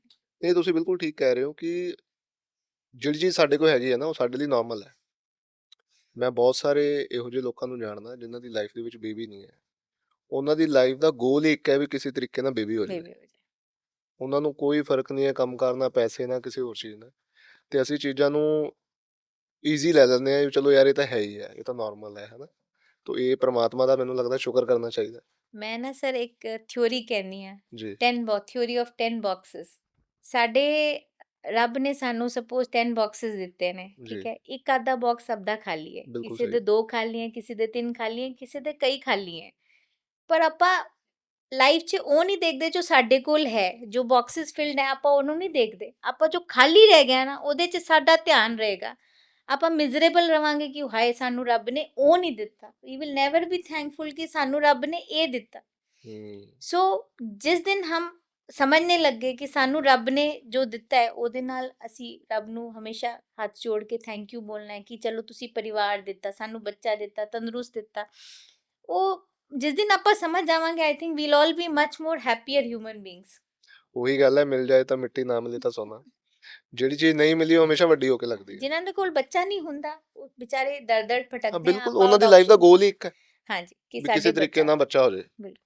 ਤੁਸੀਂ ਸਕਰੀਨ ਟਾਈਮ ਦੀ ਗੱਲ ਕਰ ਰਹੇ ਸੀਗੇ, ਬੱਚਿਆਂ ਦੇ ਵਿੱਚ ਵੀ ਇਹ ਬਹੁਤ ਵੱਡੀ ਪ੍ਰੋਬਲਮ ਹੈ, ਆਈ ਫੀਲ ਸੋ, हाँ जी, हाँ जी। ਕਿ ਸਕਰੀਨ ਟਾਈਮ ਨੂੰ ਕਿਸ ਤਰੀਕੇ ਨਾਲ ਮੈਨੇਜ ਕੀਤਾ ਜਾ ਸਕਦਾ, ਚਾਹੇ ਉਹ ਟੀਵੀ ਹੈ ਚਾਹੇ ਉਹ ਫੋਨ ਹੈ। ਮਤਲਬ ਆਈ ਫੀਲ ਕਿ ਮੋਸਟ ਆਫ ਦਾ ਜੋ ਕਿਡਸ ਹੈਗੇ ਆ, ਉਹ ਸਕਰੀਨ ਟਾਈਮ ਦੇ ਨਾਲ ਹੀ ਆਪਣਾ ਡਿਨਰ ਜਾਂ ਬ੍ਰੇਕਫਾਸਟ ਜਾਂ ਲੰਚ ਜਿਹੜਾ ਕਰਨਾ ਉਹਨਾਂ ਨੇ ਉਦਾਂ ਹੀ ਕਰਨਾ ਹੈ। राइट। ਇਹਦੇ ਬਾਰੇ ਕੀ ਕਹੋਗੇ? देखिए, आई थिंक कोरोना के बाद हम में सब पीडियाट्रिशियन मेरे से एग्री करेंगे, हम जिस चीज़ तो बहुत डरते हैं ਹੁਣ, ਆਪਾਂ ਇੱਕ ਨਾਚ ਦੇਖਿਆ ਬੱਚਿਆਂ 'ਚ, ਉਹਨਾਂ ਦੀ ਮੈਮਰੀ 'ਚ, ਉਹਨਾਂ ਦੀ ਇੰਟੈਲੀਜੈਂਸ 'ਚ, ਉਹਨਾਂ ਦੇ ਓਵਰਆਲ ਬਿਹੇਵੀਅਰ 'ਚ, ਜੀ। ਉਹਦਾ ਕਾਰਨ ਹੂੰ ਇਹ ਦਿੱਤੀ ਕਿਨੇ? ਮਾਂ ਪਿਓ ਨੇ। ਹੂੰ ਵਿਦਿਨ 6 ਮੰਥਸ ਆਪਾਂ ਬੱਚੇ ਨੂੰ ਸਕਰੀਨ ਦਿਖਾਣਾ ਸ਼ੁਰੂ ਕਰ ਦਿੰਦੇ ਹਾਂ। ਉਹਨੂੰ, ਉਹ ਰੋ ਰਿਹਾ ਉਹਨੂੰ ਚੁੱਪ ਕਰਾਉਣ ਵਾਸਤੇ, ਉਹਨੂੰ ਖਾਣਾ ਖਵਾਉਣ ਵਾਸਤੇ, ਆਪਾਂ ਜਨਰਲੀ ਆਪਾਂ ਕੋਈ ਕੰਮ ਕਰਨਾ ਹੈ, ਬੈਸਟ ਹੁੰਦਾ ਬੱਚੇ ਨੂੰ ਸਕਰੀਨ ਫੜਾ ਦਿਓ ਵੀ ਆਪਾਂ ਗੱਲਬਾਤ ਕਰ ਲਈਏ। ਸੋ ਵੀ ਸਟਾਰਟਸ ਵਿਦ ਦਿਸ। ਹੁਣ ਹੈਬਿਟ ਹੈ, ਹੁਣ ਤਾਂ ਇਹ ਹੈਬਿਟ ਹੈ, ਸਾਨੂੰ ਇੱਕ ਉਹ ਹੈਬਿਟ ਪੜ ਜਾਂਦੀ ਹੈ, ਬੱਚੇ ਨੂੰ ਹੈਬਿਟ ਪੜ ਗਈ। 2 ਸਾਲ ਤੋਂ ਪਹਿਲਾਂ ਬੱਚਿਆਂ ਨੂੰ ਸਕਰੀਨ ਦਿਖਾਣੀ ਨਹੀਂ ਚਾਹੀਦੀ ਅੱਛਾ। As per science, okay. Right. ਔਰ ਇਹ ਵੀ ਦੇਖਿਆ ਗਿਆ ਜਿਨ ਬੱਚਿਆਂ ਨੂੰ ਕਮ ਸੇ ਕਮ 2 ਘੰਟੇ ਤੋਂ ਜ਼ਿਆਦਾ ਸਕਰੀਨ ਦਿਖਾਈ ਗਈ ਹੈ, ਉਹਨਾਂ ਦੇ ਔਟਿਜ਼ਮ ਦਾ ਚਾਂਸ बढ़ ਜਾਂਦਾ ਹੈ। ਇਹ ਓਕੇ ਜੈਪਨੀਜ਼ ਸਟੱਡੀ ਹੈ, ਉਹਨਾਂ ਜੀ। ਨੇ ਦੇਖਿਆ ਜਿਨ ਬੱਚੋਂ ਨੂੰ ਸਕਰੀਨ, ਆਪਾਂ ਕੋਵਿਡ ਤੋਂ ਬਾਅਦ ਵੀ ਦੇਖਿਆ, ਸਾਡੇ ਡਾਕਟਰ ਗੁਰਪ੍ਰੀਤ ਕੋਚਰ ਹੈ ਉਹ ਤੁਹਾਨੂੰ ਕहेंगे ਕਿ ਉਹਨਾਂ ਨੇ ਕਈ ਬੱਚਿਆਂ ਦੇ ਮੋਬਾਈਲ ਛੁਡਾਏ, ਓਕੇ। ਔਰ ਇਹ ਔਟਿਜ਼ਮ ਜਿਹਨੂੰ ਅਸੀਂ ਲੇਬਲ ਕਰਦੇ ਸੀਗੇ ਔਟਿਜ਼ਮ, ਉਹ ਬੱਚਿਆਂ ਦੇ ਬਿਹੇवियरल इश्यूज रिवर्स हो गए। ऑटिज्म की ਹੁੰਦਾ ਇਹਨੂੰ ਦੱਸੋ? ऑटिज्म एक बीमारी होती है सर जिसमें बच्चा, एक ਤਾਂ स्पीच डिले ਹੁੰਦੀ ਹੈ, ਬੱਚਾ ਬੋਲਦਾ ਲੇਟ ਹੈ ਨਾ, ਦੂਜਾ ਬੱਚਾ ਆਪਣੇ ਆਪ 'ਚ ਹੀ ਬਿਜ਼ੀ ਰਹਿੰਦਾ ਹੈ, ਓਕੇ ਸੋਸ਼ਲ ਬਿਹੇਵੀਅਰ ਨਹੀਂ ਹੁੰਦਾ ਉਹਦਾ, ਜੀ ਜੀ ਸੋਸ਼ਲ ਜੀ। ਬਿਹੇਵੀਅਰ ਮਾੜਾ ਹੁੰਦਾ ਹੈ। ਇਹਦਾ ਅੱਜ ਤੱਕ ਕੋਈ ਕਾਰਨ ਨਹੀਂ ਮਿਲਿਆ, but okay autism is increasing day by day. ਤੇ ਉਹਦਾ ਇੱਕ ਕਾਰਨ ਜੋ ਹੈ ਸਾਡਾ ਸਕਰੀਨ ਟਾਈਮ ਬਹੁਤ ਵੱਡਾ ਯੋਗਦਾਨ ਹੈ। ਤਾਂ ਸਕਰੀਨ ਟਾਈਮ ਰੱਖੋ, ਪਰ 2 ਸਾਲ ਤੇ ਕਮ ਦੇ ਬੱਚਿਆਂ ਨੂੰ ਸਿਰਫ ਆਡੀਓ ਸੁਣਾਉਣਾ ਹੈ, ਵਿਜ਼ੂਅਲ ਓਕੇ ਨਾ ਰੱਖੋ। ਦੂਜਾ, it should be limited to 1 hour, 1 to 2 hours per day. ਕੋਈ ਵੀ ਸਕਰੀਨ ਹੋਵੇ, ਮੋਬਾਈਲ ਹੋ ਗਏ, ਟੀਵੀ ਹੋ ਗਏ, ਜੀ ਇਹ ਤਾਂ ਆਪੇ ਬੱਚਿਆਂ ਨੂੰ ਅੱਛੀ ਆਦਤ ਸਿਖਾਉਂਦੇ ਹਨ। ਜੀ। ਵੈਨ ਵੀ ਟੈਲ them ਕਿ ਜਿਸ ਸਕੂਲ ਜਾਣਾ ਹੀ ਜਾਣਾ ਹੈ, ਤਾਂ why hmm, don't we tell them ਕਿ ਆਪਾਂ ਇੰਨਾ ਹੀ ਟੀਵੀ ਦੇਖਣਾ ਹੈ, ਇੰਨਾ ਹੀ ਹਮ, ਮੋਬਾਈਲ ਦੇਖਣਾ ਹੈ। ਹਮ, ਤੇ ਆਪਾਂ ਮੋਬਾਈਲ ਤਾਂ ਸਾਡੇ ਕੋਲ ਹੀ ਹੈਗਾ, ਸਾਡੇ ਤੋਂ ਹੀ ਦੇਣਾ ਹੈ। ਤਾਂ I think we as parents we hold the responsibility ਕਿ ਆਪਾਂ ਇਹਨਾਂ ਨੂੰ ਇਸ ਤੋਂ ਜ਼ਿਆਦਾ ਸਕਰੀਨ, ਇਹ ਹੁਣ ਪੈਂਡੇਮਿਕ ਹੈ, ਇਹ ਕੋਰੋਨਾ ਤੋਂ ਵੱਡਾ ਪੈਂਡੇਮਿਕ ਅੱਛਾ ਹੈ, ਤੇ ਆਪਾਂ ਹੀ ਇਹਨੂੰ ਕੰਟਰੋਲ ਕਰਨਾ ਹੈ। 12-14 ਸਾਲ ਤੋਂ ਪਹਿਲਾਂ ਕੋਈ ਵੀ ਫੇਸਬੁੱਕ ਰੀਲਸ ਦੇ ਨਾਲ ਹੁਣ ਮੈਂ ਦੇਖਿਆ ਬੱਚਿਆਂ ਦਾ ਮੈਮਰੀ ਟਾਈਮ 30 ਸੈਕਿੰਡਸ ਰਹਿ ਗਿਆ, ਉਸ ਤੋਂ ਵੱਧ ਨਾ ਉਹਨਾਂ ਦਾ ਅਟੈਂਸ਼ਨ ਸਪੈਨ ਹੈ ਨਾ ਕੁਝ ਹੁੰਦਾ ਹੈ। ਰੀਲਸ में ਬੱਚੇ ਕੀ ਦੇਖ ਔਰ ਜਾਂਦੇ ਬੱਚੇ ਸਾਨੂੰ ਵੀ 3 ਨਹੀਂ 4 ਪਤਾ। 5 ਸਾਲ ਦੇ ਬੱਚੇ ਰੀਲਾਂ ਦੇਖਦੇ ਅੱਜ ਕੱਲ, ਹਾਂ ਉਹ ਤਾਂ YouTube ਸ਼ਾਰਟਸ ਦੇਖਦੇ। ਹੈ ਸਰ, ਹਮ, ਉਹ ਵੀ ਸ਼ੁੱਡ ਸਟਾਪ ਇਟ। ਅਗਰ ਆਪਾਂ YouTube ਨਾਲ ਉਹਨਾਂ ਨੂੰ ਕੁਝ ਦਿਖਾਣਾ ਹੈ ਤਾਂ ਕੰਟੈਂਟ ਹੋਣਾ ਚਾਹੀਦਾ, ਸਟੋਰੀ ਜੀ ਹੋਣੀ ਚਾਹੀਦੀ ਹੈ, ਜੀ। ਪੋਇਮਸ ਹੋਣੀ ਚਾਹੀਦੀ ਹੈ, ਕੋਈ ਐਜੂਕੇਸ਼ਨਲ ਮਟੀਰੀਅਲ ਹੋਣਾ ਚਾਹੀਦਾ ਹੈ, ਬਟ ਨਾਟ ਆਫ 30 ਸੈਕਿੰਡ। ਇਹਨੂੰ ਮੈਨੇਜ ਕਿੱਦਾਂ ਕਰਾਂਗੇ ਆਪਾਂ, ਕਿਉਂਕਿ ਆਈ ਫੀਲ ਕਿ 6-8 ਮਹੀਨੇ ਦਾ ਬੱਚਾ ਬੇਬੀ ਸ਼ਾਰਕ ਤਾਂ ਸਭ ਤੋਂ ਪਹਿਲਾਂ ਉਹੀ ਦੇਖਦਾ ਹੈ। 6-8 ਦੇ ਮਹੀਨੇ ਬੱਚੇ ਨੂੰ ਪਤਾ ਹੁੰਦਾ ਹੈ, ਚਾਹੇ ਉਹਨੂੰ ਸਮਝ ਕੁਛ ਨਾ ਆਉਂਦਾ ਹੋਵੇ, ਬਟ ਉਹਨੂੰ ਇਹ ਰੈਕੋਗਨੀਸ਼ਨ ਹੁੰਦੀ ਹੈ ਕਿ ਇਹ ਉਹੀ ਹੈ। ਨਹੀਂ ਸਰ, ਇਹ ਮਾਪਿਆਂ 'ਚ ਅਵੇਅਰਨੈਸ ਕ੍ਰੀਏਟ ਕਰਨੀ ਚਾਹੀਦੀ ਹੈ। ਇਹ ਆਪਾਂ ਮਾਪਿਓ ਹੀ ਇਹਨੂੰ ਕਰਬ ਕਰ ਸਕਦੇ ਹੈ। ਇਹ ਮਾਸ ਲੈਵਲ ਤੇ ਕੰਮ ਹੋਣਾ ਚਾਹੀਦਾ है कि वी एज पेरेंट्स ਆਪਾਂ ਇੱਕ ਰਿਸਪॉन्सिबिलिटी लिए कि पर हमने ये काम नहीं करना है। Audio yes less than 2 years, ਉਸ ਤੋਂ ਬਾਅਦ screen time should not be more than 1 to 2 hours. Okay ਉਸ ਤੋਂ ਬਾਅਦ any reels or social media should not be shown to ਬੱਚਿਆਂ ਨੂੰ ਇਹ ਸਭ ਨਹੀਂ ਦਿਖਾਣਾ, ਰੀਲਾਂ, ਫੇਸਬੁੱਕ, ਸੋਸ਼ਲ ਮੀਡੀਆ, ਇੰਸਟਾग्राम, ये 13-14 साल तो पहला ਸਾਨੂੰ, ये बहुत इंपॉर्टेंट मेमोरी टाइम है जो उनका खराब हो रहा है। ਇਹ ਮੈਂਟਲੀ ਵੀ ਇਫੈਕਟ ਪਾਉਂਦੀਆਂ ਚੀਜ਼ਾਂ। ਯੈਸ, ਬਹੁਤ ਬੱਚਿਆਂ 'ਚ ਬਿਹੇਵੀਅਰਲ ਇਸ਼ੂਜ਼, ਅਗਰੈਸ਼ਨ, ਸਾਨੂੰ ਹਾਂ ਹੁਣ ਓਪੀਡੀ 'ਚ ਪਤਾ ਚੱਲ ਜਾਂਦਾ ਹੈ ਬੱਚੇ ਦੀ ਅੱਛਾ ਬਿਹੇਵੀਅਰ ਦੇਖ ਕੇ ਕਿ ਸਾਡਾ ਨੈਕਸਟ ਕੁਐਸਚਨ ਹੁੰਦਾ ਕਿੰਨੇ ਘੰਟੇ ਮੋਬਾਈਲ ਦੇਖਦਾ ਹੈ। ਬੱਚਾ ਸੁਣਨਾ ਬੰਦ ਕਰ ਦਿੰਦਾ ਹੈ ਮਾਪਿਓ ਨੂੰ, ਸੋਸ਼ਲ ਇੰਟਰੈਕਸ਼ਨ ਜ਼ੀਰੋ ਹੋ ਜਾਂਦਾ ਹੈ, ਜੀ ਜੀ। ਅਗਰੈਸਿਵਨੈਸ ਹੋ ਜਾਂਦੀ ਹੈ। ਇੱਕ ਤਾਂ ਬੱਚਾ ਮੇਰੇ ਕੋਲ ਆਇਆ ਤਾਂ ਆਪਣੇ ਨੂੰ ਸਪਾਈਡਰਮੈਨ ਸਮਝਦਾ ਸੀਗਾ, ਅੱਛਾ ਉਹ ਸਭ ਨੂੰ ਕੁੱਟਦਾ ਸੀਗਾ। ਫਟ child use to watch about 7-8 hours, ਉਹ ਦਾਦੀ ਦੇ ਕੋਲ ਰਹਿੰਦਾ ਸੀਗਾ, ਮਾਂ ਉਹਦੀ ਕੰਮ ਕਰਦੀ ਸੀ, ਦਾਦੀ ਨੇ ਮੋਬਾਈਲ ਦੇ ਦਿੱਤਾ ਸੀਗਾ। ਮਤਲਬ ਇਹ ਪੂਰੇ ਪਰਿਵਾਰ ਦੀ ਰਿਸਪੌਂਸਿਬਿਲਿਟੀ ਆ ਇੱਕ, ਹਾਂਜੀ ਹਾਂਜੀ। ਮਤਲਬ ਐਂਡ ਕਿ ਓਬਵੀਅਸਲੀ ਕਿ ਅੱਜ ਦੀ ਡੇਟ ਦੇ ਵਿੱਚ ਲੇਡੀਜ਼ ਵੀ ਵਰਕਿੰਗ ਹੈ ਤੇ ਓਬਵੀਅਸਲੀ ਮੇਲਸ ਵੀ ਵਰਕਿੰਗ ਹੈ, ਤੇ ਬਾਕੀ ਜਿਹੜੇ ਘਰ ਦੇ ਮੈਂਬਰਸ ਹੈ ਉਹਨਾਂ ਦੀ ਵੀ ਰਿਸਪੌਂਸਿਬਿਲਿਟੀ ਹੈ ਕਿ ਇਸ ਚੀਜ਼ ਨੂੰ ਫੋਲੋ ਕੀਤਾ ਜਾਵੇ।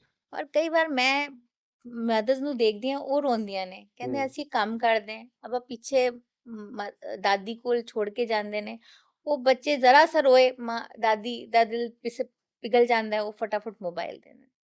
ਆਈ ਥਿੰਕ ਇਹ ਆਪਾਂ ਜੋ ਸਟ੍ਰਿਕਟ ਸਿਕਨੈਸ ਹੈ ਉਹ ਆਪਾਂ ਰੱਖਣੀ ਹੈ, ਸਾਡੇ ਪਰਿਵਾਰ ਨੂੰ ਇਸ ਪ੍ਰੋਬਲਮ ਨੂੰ ਸਮਝ ਕੇ ਇਹਨੂੰ ਆਪਾਂ ਜਲਦੀ ਤੋਂ ਜਲਦੀ ਇਹਦੇ ਨੂੰ ਕਰਬ ਕਰਨਾ ਚਾਹੀਦਾ ਹੈ। ਮਤਲਬ ਜ਼ਿਆਦਾ ਲਾਡ ਪਿਆਰ ਵੀ ਚੰਗਾ ਨਹੀਂ ਹੈ, and you I are think saying. ਦੂਸਰਾ ਇਟ ਕਮਸ ਫਰਮ ਅਸ। ਜੇ ਆਪਾਂ ਰੋਜ਼ ਮੋਬਾਈਲ 3 ਘੰਟੇ ਦੇਖਾਂਗੇ ਤਾਂ ਸਾਡਾ ਬਿਲकुल ਬੱਚਾ सही ਤਾਂ है, ਦੇਖੇਗਾ ਹੀ। ਮੇਰੀ बिल्कुल। फ्रेंड है, ਉਹਦਾ ਬੱਚਾ ਕਹਿੰਦਾ ਮੰਮੀ आप खुद तो देखते हो 3 घंटे, मेरे को कैसे कहते।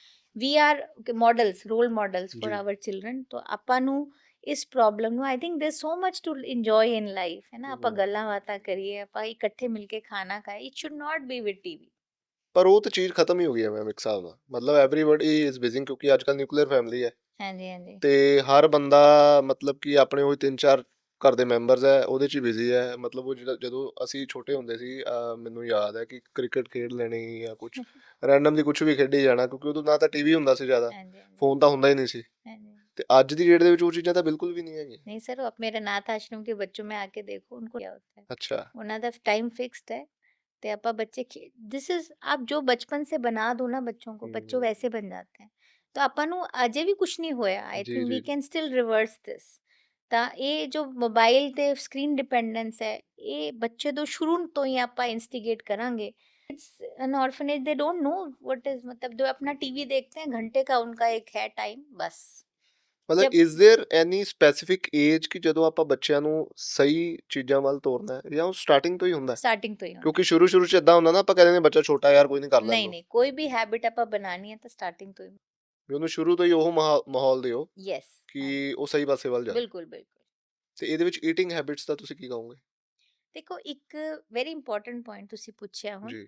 ਆਪਾਂ ਹੁਣ ਸਾਨੂੰ ਲੱਗਦਾ ਦੁੱਧ ਤੇ ਡਿਪੈਂਡੈਂਸ ਜ਼ਿਆਦਾ ਹੋ ਗਈ ਹੈ, ਬਿਲਕੁਲ। ਬਿਕੋਜ਼ ਆਪਾਂ ਬੋਟਲ ਲਾਈ ਫਿਰਦੇ ਹਾਂ। ਉਹ ਬੋਟਲ ਨਾਲ ਬੱਚਾ 4-5 ਬੋਟਲ ਪੀਂਦਾ ਹੈ, ਸਾਨੂੰ ਲੱਗਦਾ ਹੁਣ ਉਹਦਾ ਪੇਟ ਭਰ ਗਿਆ, ਆਪਾਂ ਜੀ। ਖਾਣਾ ਨਹੀਂ। ਤਾਂ ਮਾਏ ਕਹਿੰਦੀਆਂ ਉਹ ਸਾਨੂੰ ਪਿੱਛੇ ਪਿੱਛੇ ਭੱਜਣਾ ਪੈਂਦਾ। ਉਹਦਾ ਅਗੇਨ ਕਾਰਨ ਵਹੀ, ਮੈਂ ਲਿਫਟ ਵਾਲੀ ਥਿਉਰੀ, ਅਸੀਂ ਲਿਫਟ ਪਕੜਾਤੀ ਹੈ ਕਿ ਤੁਸੀਂ ਆਰਾਮ ਨਾਲ ਲੇਟੇ ਰਹੋ, ਬੋਟਲ ਤੁਹਾਡੇ ਮੂੰਹ 'ਚ। ਤੇ ਵਨ ਮਿਥ, ਦਿਸ ਇਜ਼ ਅ ਮਿਥ। ਜੀ। ਸਾਨੂੰ ਲੱਗਦਾ ਦੁੱਧ 'ਚ ਸਭ ਕੁਝ ਹੈਗਾ, ਐਸਾ ਨਹੀਂ ਹੈ। ਹੂੰ। ਦੁੱਧ 'ਚ ਆਇਰਨ ਨਹੀਂ ਹੁੰਦਾ, ਦੁੱਧ 'ਚ ਪ੍ਰੋਪਰ ਪ੍ਰੋਟੀਨ ਕੈਲਰੀਜ਼ ਨਹੀਂ ਹੁੰਦੀ ਹੈ। ਜੀ। ਆਪਾਂ ਜੋ ਬੈਲੈਂਸ ਡਾਈਟ ਹੁੰਦੀ ਹੈ ਉਹ ਬੱਚਿਆਂ ਦੀ ਬਹੁਤ ਇੰਪੋਰਟੈਂਟ ਹੈ। It includes 3 big meals, 3 okay. Big meals and 2 small meals. 5 meals ਬੱਚਿਆਂ ਨੂੰ ਦੇਣਾ ਚਾਹੀਦਾ ਹੈ। ਅੱਛਾ। 5 ਮੀਲਸ, 3 ਵੱਡੇ ਮੀਲ ਐਂਡ 2 ਛੋਟੇ ਕਿੰਨੀ ਏਜ ਛੋਟੇ। ਦੇ ਬੱਚੇ ਨੂੰ? Right from, you can say we start from 6 month, 6 ਮਹੀਨੇ ਦੇ ਬੱਚੇ ਤੋਂ ਆਪਾਂ 6 ਸਟਾਰਟ ਮਹੀਨੇ ਤੋਂ ਕਰਦੇ ਹਾਂ। ਪਹਿਲਾਂ ਸਿਰਫ milk? Milk, okay. Breast milk. ਉਸ ਓਕੇ ਤੋਂ ਬਾਅਦ ਆਪਾਂ ਬ੍ਰੈਸਟ ਮਿਲਕ ਪਲਸ ਡਾइट स्टार्ट करते हैं। ਜੀ। ठीक है, ਇੱਕ ਡਾਈਟ ਨੂੰ ਸਪੈਸੀਫਾਈ ਕਰਿਓ, ਲੈਟਸ ਸੇ ਕਿ 6 ਮਹੀਨੇ ਤੋਂ ਬਾਅਦ। जैसे आपका बच्चा 6 महीने में हो गया जी। तो हम क्या करते हैं, पहले उसको नॉन वीट बेस्ड फूड, अपा गेहूं तो बिना फूड इंट्रोड्यूस करते हैं, जैसे जी। दाल होगी, खिचड़ी हो गई, हम्म। पोटैटो बॉईल करके मैश करके हो गया। कोई आप उसको दही दे सकते हो, आप उसको वेजिटेबल सूप या वेजिटेबल प्यूरी, आप वेजिटेबल्स की प्यूरी बना के दे सकते हैं। जी। वी स्टार्ट तो मतलब 2 से 3 मील्स पर डे, है ना। ਬੱਚੇ ਨੂੰ ਖਿਲਾਓ, ਇੱਕ ਵਾਰ में नहीं बच्चा खाएगा। जे ਆਪਾਂ केला खिला रहे हैं, ਆਪਾਂ नहीं एक्सपेक्ट कर सकते अगले दिन बच्चा कहेगा लाओ गिव मी केला, ਪਰ मतलब ਚਾਕਲੇਟ ਖਾ ਲੈਂਦਾ ਏਦਾਂ। सो मतलब 2-3 दिन हफ्ता लगता है ਉਹਨੂੰ ਉਹ डाइट 'ਚ पाने में। धीरे धीरे दलिया, सूजी, राइस खीर, ऐसी ऐसी चीजें आप इंट्रोड्यूस, ओट्स। जी। जब बच्चा 1 साल का होता है तब तक उसके इतने मील्स हो जाने चाहिए। 3 बिग मील्स, 2 स्मॉल मील्स। ਉਹਦੇ 'ਚ स्मॉल 'ਚ ਆਪਾਂ फ्रूट दे सकते हैं, कोई बिस्किट दे सकते हैं, कोई nutritious thing. And milk bye and large वो ਆਪਾਂ दिन 'ਚ 2 बार तो ज़्यादा नहीं देना चाहिए। It should not be 5 times, 5-10 बार ਆਪਾਂ दूध ही दे जा रहे हैं तो मिथ। और हम जनरली बच्चों को विटामिन डी, आयरन सप्लीमेंट ਕਰਦੇ हैं till 1 to 2 years of age, ਕਿਉਂਕਿ ਬੱਚਿਆਂ ਦੀ ਇੰਨੀ ਡਾਈਟ ਨਹੀਂ ਹੁੰਦੀ ਹੈ ਕਿ ਆਪਾਂ ਆਇਰਨ ਅਬਜ਼ੌਰਬ ਕਰ।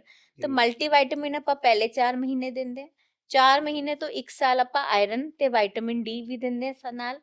ਤੇ ਵਿਟਾਮਿਨ ਡੀ ਕਈ ਵਾਰ ਆਪਾਂ 2 ਸਾਲ ਤੱਕ ਚਲਾਉਂਦੇ ਹਾਂ। ਵਿਟਾਮਿਨ ਡੀ ਸਨਲਾਈਟ ਸੇ ਬਣता है, ਤਾਂ ਆਪਾਂ ਬੱਚਿਆਂ ਤੇ ਘਾਟ ਰਹਿੰਦੀ ਹੀ ਰਹਿੰਦੀ ਹੈ ਉਹਦੀ। जब बच्चा अच्छी डाइट पे आ जाता है, we stop all the supplements.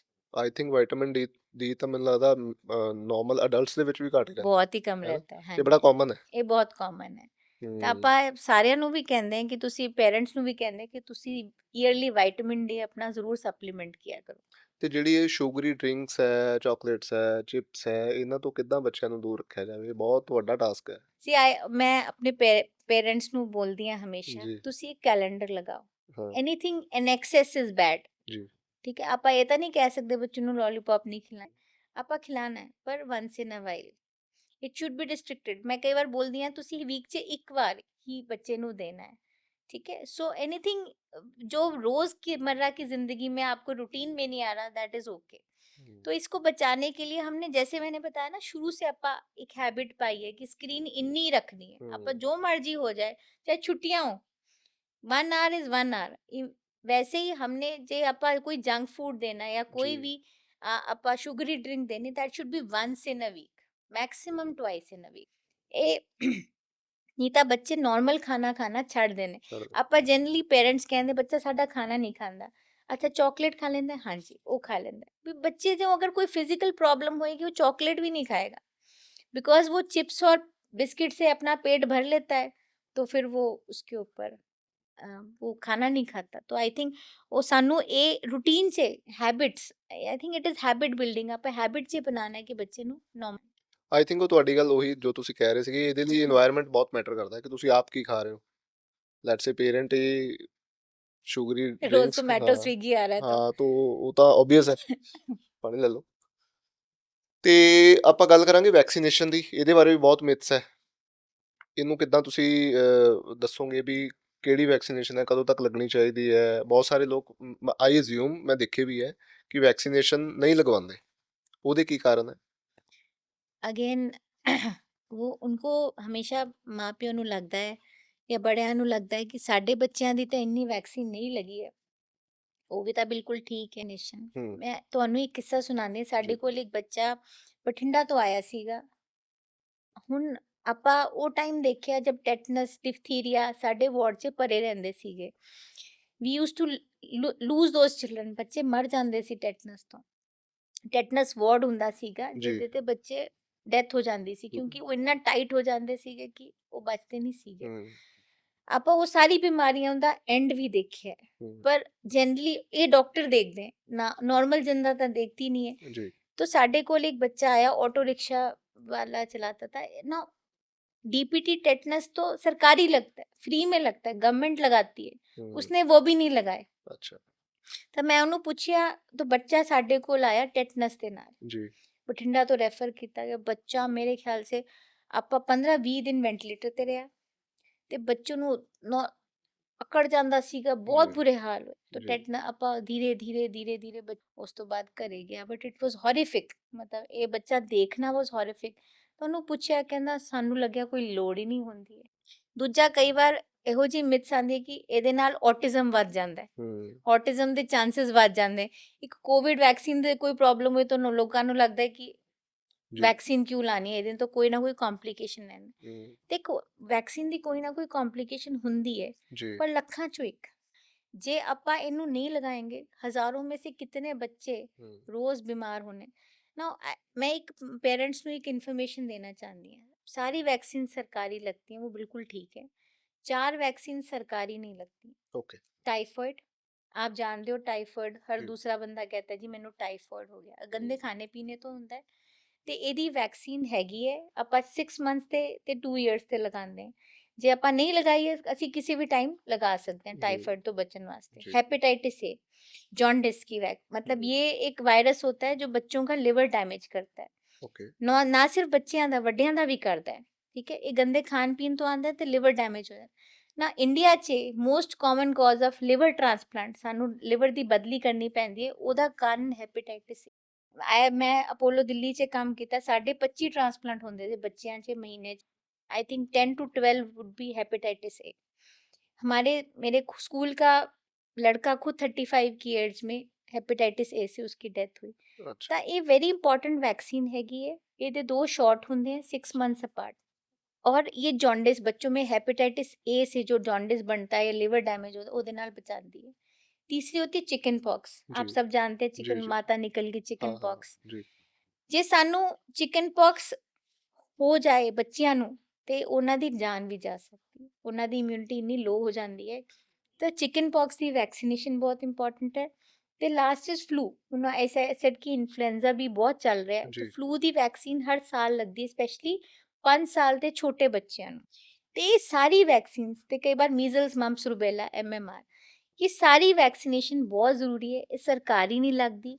ਤੁਸੀਂ ਜਿਵੇਂ ਵੀ ਆਪਾਂ ਕਾਰਡ ਨੂੰ ਕਿਸੇ ਵੀ ਡਾਕਟਰ ਪੀਡੀਆਟ੍ਰਿਸ਼ੀਅਨ ਦੇ ਕੋਲ ਲੈ ਕੇ ਜਾਓਗੇ, ਇਹ 5 ਵੈਕਸੀਨ ਹੈ 2-2 ਹਜ਼ਾਰ ਦੀ, ਪਰ ਜੀ ਇਹ ਲਾਈਫ ਸੇਵਿੰਗ ਵੈਕਸੀਨਸ ਹੈ। ਜੇ ਬੱਚਾ ਬਿਮਾਰ ਵੀ ਹੋ ਜਾਂਦਾ ਹੈ ਤਾਂ ਤੁਹਾਡੇ ਕਿੰਨੇ ਪੈਸੇ ਲੱਗਦੇ ਹਨ ਤੇ એનર્ਜੀ ਬੱਚੇ ਦੀ ਜਾਂਦੀ ਹੈ ਉਸ ਵਾਸਤੇ। ਤਾਂ ਆਈ ਥਿੰਕ ਇਹ ਇਨਫੋਰਮੇਸ਼ਨ ਮੈਂ ਬਹੁਤ ਦੇਣਾ ਚਾਹੁੰਦੀ ਸੀਗੀ ਕਿ 4-5 ਵੈਕਸੀਨ ਤੁਸੀਂ ਬੱਚਿਆਂ ਨੂੰ ਜ਼ਰੂਰ ਲਵਾਉਣੀ ਹੈ। ਆਈ ਥਿੰਕ ਇਹਦੇ ਲਈ ਥੋੜੀ ਅਵੇਅਰਨੈਸ ਦੀ ਵੀ ਲੋੜ ਹੈਗੀ ਹੈ, ਰਾਈਟ। ਕਿਉਂਕਿ ਲੈਕ ਆਫ ਅਵੇਅਰਨੈਸ ਕਰਕੇ ਨਾ ਲੋਕ ਨਹੀਂ ਲੈਂਦੇ ਇਹਨਾਂ ਚੀਜ਼ਾਂ ਨੂੰ। ਹਾਂਜੀ ਹਾਂਜੀ ਤੇ ਇੱਕ ਚੀਜ਼ ਤੁਸੀਂ ਮੈਨੂੰ ਦੱਸੋ, ਜਿੱਦਾਂ ਤੁਸੀਂ ਫਲੂ ਦੀ ਜਾਂ ਫੀਵਰ ਦੀ ਗੱਲ ਕੀਤੀ ਹੈ, ਆਈ ਕੇਮ ਅਕ੍ਰੋਸ ਕਿ ਕੁਝ ਬੱਚਿਆਂ ਨੂੰ ਫਿਟਸ ਆ ਜਾਂਦੇ ਆ, ਹਾਂਜੀ ਹਾਂਜੀ। ਉਹਨਾਂ ਦੇ ਪਿੱਛੇ ਕੀ ਰੀਜ਼ਨ ਹੈ ਔਰ ਉਹ ਕਿੱਦਾਂ ਠੀਕ ਹੋ ਸਕਦਾ ਉਹ? देखिए, फिट्स 2 तरीके के होते हैं। ਜੀ एक तो 6 साल से नीचे के बच्चे को कई बार बुखार के साथ दौरा पड़ ਹਾਂਜੀ ਜਾਂਦਾ ਹੈ, ਜਿਹਨੂੰ ਬਿਲਕੁਲ ਆਪਾਂ ਫਿਬਰਾਈਲ ਸੀਜਰ ਕਹਿੰਦੇ ਹਾਂ। ਜੀ ਇਹਦੇ ਤੋਂ ਕੋਈ ਡਰਨ ਦੀ ਲੋੜ ਨਹੀਂ ਪੈਂਦੀ, ਅੱਛਾ ਹੈ ਨਾ। ਇਹ ਬੱਚੇ ਜਿਵੇਂ जिवें 95% ये बच्चे अपने आप 6 साल के बाद ठीक हो जाते हैं, उनको ਅੱਛਾ कभी दोबारा दौरा नहीं पड़ता। बट एक दौरे होते हैं जो बुखार ਦੇ ਨਾਲ ਨਹੀਂ ਪੈਂਦੇ, ਬਿਨਾਂ ਬੁਖਾਰ ਬਿਨਾਂ ਤੋਂ ਬੁਖਾਰ ਦੌਰਾ ਤੋਂ ਪੈ ਗਿਆ। ਹਾਂ ਉਹਦੇ ਕਈ ਕਾਰਨ ਹੁੰਦੇ, ਕੋਈ ਜੀ ਬ੍ਰੇਨ ਦੀ ਸਮੱਸਿਆ ਹੋ ਸਕਦੀ ਹੈ, ਕੋਈ ਕੈਲਸ਼ੀਅਮ ਦੀ ਕਮੀ ਹੋ ਸਕਦੀ ਹੈ, ਬੱਚਿਆਂ ਦੀ ਸ਼ੂਗਰ ਦੀ ਕਮੀ ਹੋ ਸਕਦੀ ਹੈ। ਇਹ ਜੀ ਕਈ ਕਾਰਨ ਹੁੰਦੇ ਆ ਬੱਚਿਆਂ ਦੇ ਦੌਰੇ ਦਾ।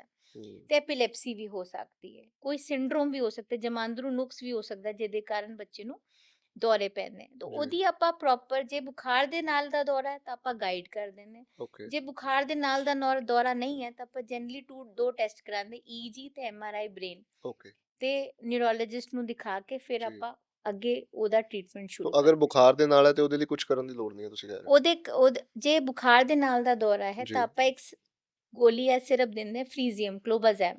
ਓਕੇ वो 2-3 दिन देने से बुखार जो दौरे का थ्रैशोल्ड होता है वो घट जाता है। ਤੇ ਬੁਖਾਰ ਦੀ ਦਵਾਈ ਰੈਗੂਲਰ ਲਓ ਤੇ ਡਾਕਟਰ ਨੂੰ ਜਲਦੀ ਦਿਖਾਓ।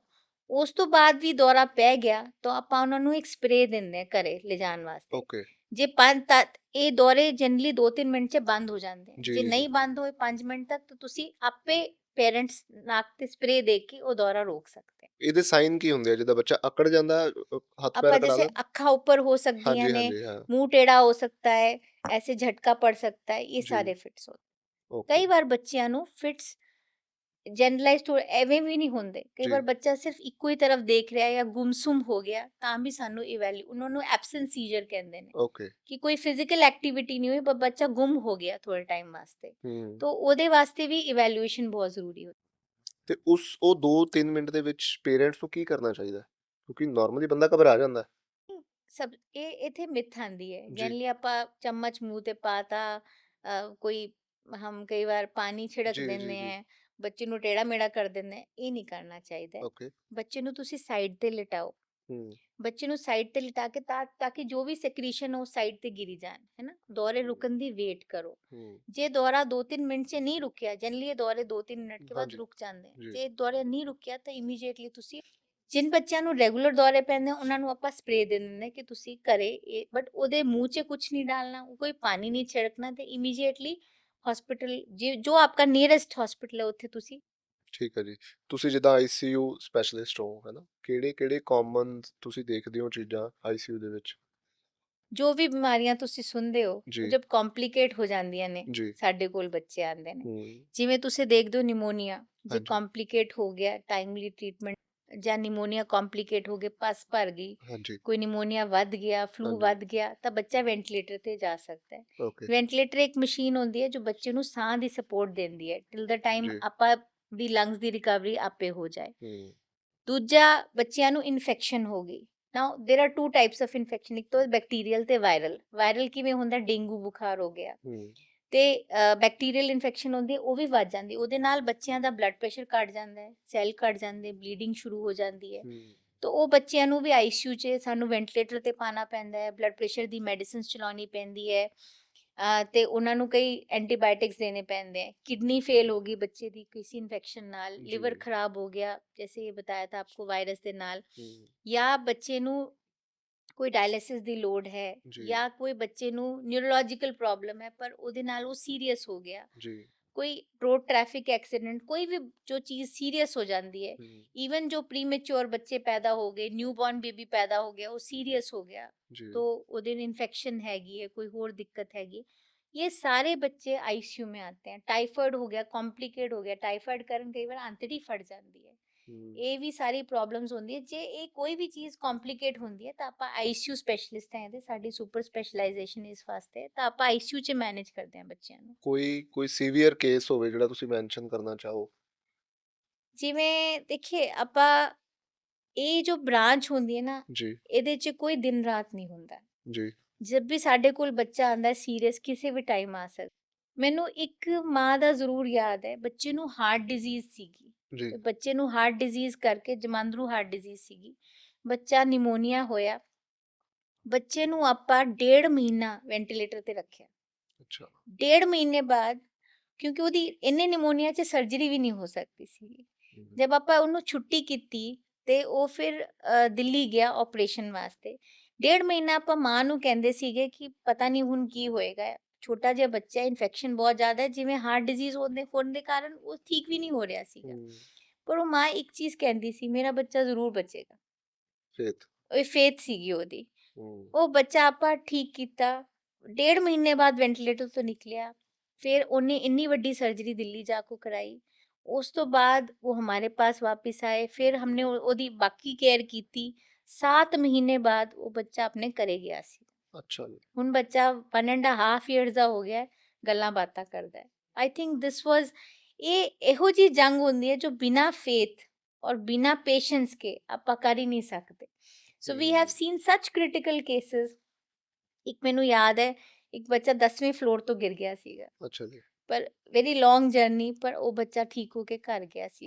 ਸੀਨ ਮਿਰੈਕਲਸ ਹੈਪਨ, ਉਹ ਰੱਬ ਦੀ ਮਿਹਰ ਹੈ, ਆਪਾਂ ਨਹੀਂ ਡਿਸਾਈਡ ਕਰ ਸਕਦੇ ਕਿਵੇਂ ਹੋਏਗਾ, ਬਟ ਆਈ ਥਿੰਕ ਆਪਾਂ ਹਿਊਮਨਸ ਨੂੰ ਸਿਰਫ ਆਪਾਂ ਮਿਹਨਤ ਕਰ ਸਕਦੇ ਹਾਂ। ਸਾਨੂੰ ਰੱਬੀ ਤਾਕਤ ਇਤਨੀ ਮਿਲੀ ਹੈ ਕਿ ਆਪਾਂ ਮਿਹਨਤ ਕਰ ਸਕਦੇ ਹਾਂ, and we do 200% of what we do, and patience ਦੇ ਨਾਲ ਮੈਨੂੰ ਲੱਗਦਾ ਕਾਫੀ ਚੀਜ਼ੋਂ ਸੇ ਆਪਾਂ ਨਿਕਲ ਜਾਂਦੇ ਹਾਂ। ਜਿਵੇਂ ਕਈ ਪੇਰੈਂਟਸ ਮੈਨੂੰ ਆ ਕੇ ਕਹਿੰਦੇ ਵੀ ਬੱਚਾ ਵੈਂਟੀਲੇਟਰ पे ਚਲਾ ਗਿਆ, ਉਹ ਤਾਂ ਨਿਕਲਦਾ ਨਹੀਂ, ਹੂੰ, ਡਾਇਲਿਸਿਸ ਸ਼ੁਰੂ ਹੋ ਗਈ, वो ਵੱਡਿਆਂ ਨਾਲ कंपेयर करते हैं।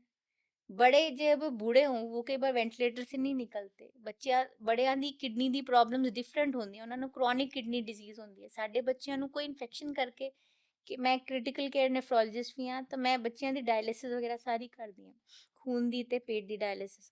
ਤਾਂ ਮੈਂ ਉਹਨੂੰ ਕਹਿੰਦੀ ਇਹ ਇਨਫੈਕਸ਼ਨ ਕਰਕੇ ਹੈ, ਇਹਨੂੰ ਕ੍ਰੋਨਿਕ ਕਿਡਨੀ ਡਿਜ਼ੀਜ਼ ਨਹੀਂ ਹੈਗੀ ਹੈ, ਇਹ ਬੱਚੇ ਨਿਕਲ ਸਕਦੇ, ਤੇ ਆਪਾਂ ਬਚਾਏ ਆ ਬੱਚੇ ਉਹਦੇ ਮਤਲਬ ਕਿ ਮੈਡੀਕਲ ਲਾਈਨ 'ਚ ਵੀ ਮਿਰੇਕਲ ਹੁੰਦੇ? ਹੁੰਦੇ ਜੀ। ਹੂੰ, ਆਪਾਂ ਤਾਂ ਰੋਜ਼ ਦੇਖਦੇ ਹਾਂ, ਅੱਛਾ, ਆਪਾਂ ਰੋਜ਼ ਦੇਖਦੇ ਹਾਂ, ਕਿਉਂਕਿ ਆਪਾਂ ਜਿੰਨਾ ਤੁਸੀਂ ਰੱਬ ਨੂੰ ਮੰਨਦੇ, ਆਪਾਂ ਵੀ ਜੀ, ਉਨਾ ਹੀ ਰੱਬ ਨੂੰ ਮੰਨਦੇ ਹਾਂ। ਜੇ ਬੱਚਾ, ਆਪਾਂ ਵੀ ਰੋਜ਼ ਖੜੇ ਹੋ ਕੇ ਮੈਂ ਤੇ ਮੇਰੀ ਨਰਸਾਂ ਆਪਾਂ ਅਰਦਾਸ ਕਰਦੇ ਹਾਂ ਕਿ ਇਹ ਬੱਚਾ ਠੀਕ ਹੋ ਕੇ ਘਰ ਜਾਵੇ, ਤੇ ਸਪੈਸ਼ਲੀ ਬੱਚੇ ਨਾਲ ਤਾਂ ਮੋਹ ਹੀ ਪੈ ਜਾਂਦਾ ਹੈ, ਤਾਂ ਬਿਲਕੁਲ ਸਾਡੇ ਸਹੀ, आई थिंक मिरेकल्स ਹੁੰਦੇ हैं।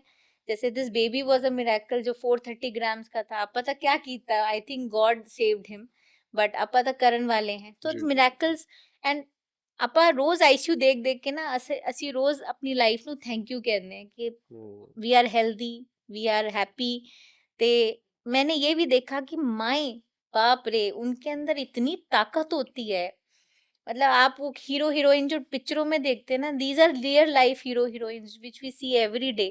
ਆਪਾਂ ਰੋਜ਼ ਇਹਨਾਂ ਲੋਕਾਂ ਤੋਂ ਸਿੱਖਦੇ ਹਾਂ ਨਾ ਕੁਝ, क्योंकि जिमें वो बच्चे दी केयर करती हैं। आप मतलब डॉक्टर है, रोज हम बोलते हैं कि नहीं पता नहीं अगला दिन निकलेगा कि नहीं, बट उनके लिए वो जरा सी होप दिखाओ तो वो उस होप पे क्लिंग रहते हैं, मतलब दे कीप ऑन ट्राइंग कि उनका बच्चा बच जाए। सो ये बहुत एक मिरेकल्स होते हैं, एंड आई थिंक अपन ਨੂੰ सब गॉड ਤੇ ਛੱਡ ਦੇਣਾ ਚਾਹੀਦਾ ਹੈ, surrender in the name of god. ਬਿਲਕੁਲ ਸਹੀ। ਤੁਸੀਂ ਐਨਜੀਓ ਵੀ ਚਲਾ ਰਹੇ ਹੋ ਇੱਕ ਔਰਫਨ ਬੱਚਿਆਂ ਦਾ, ਉਹਦੇ ਬਾਰੇ ਦੱਸੋ, ਕਿੱਦਾਂ ਸਟਾਰਟ ਹੋਇਆ, ਕਿੱਦਾਂ ਤੁਹਾਡੀ ਲਾਈਫ 'ਚ ਆਇਆ?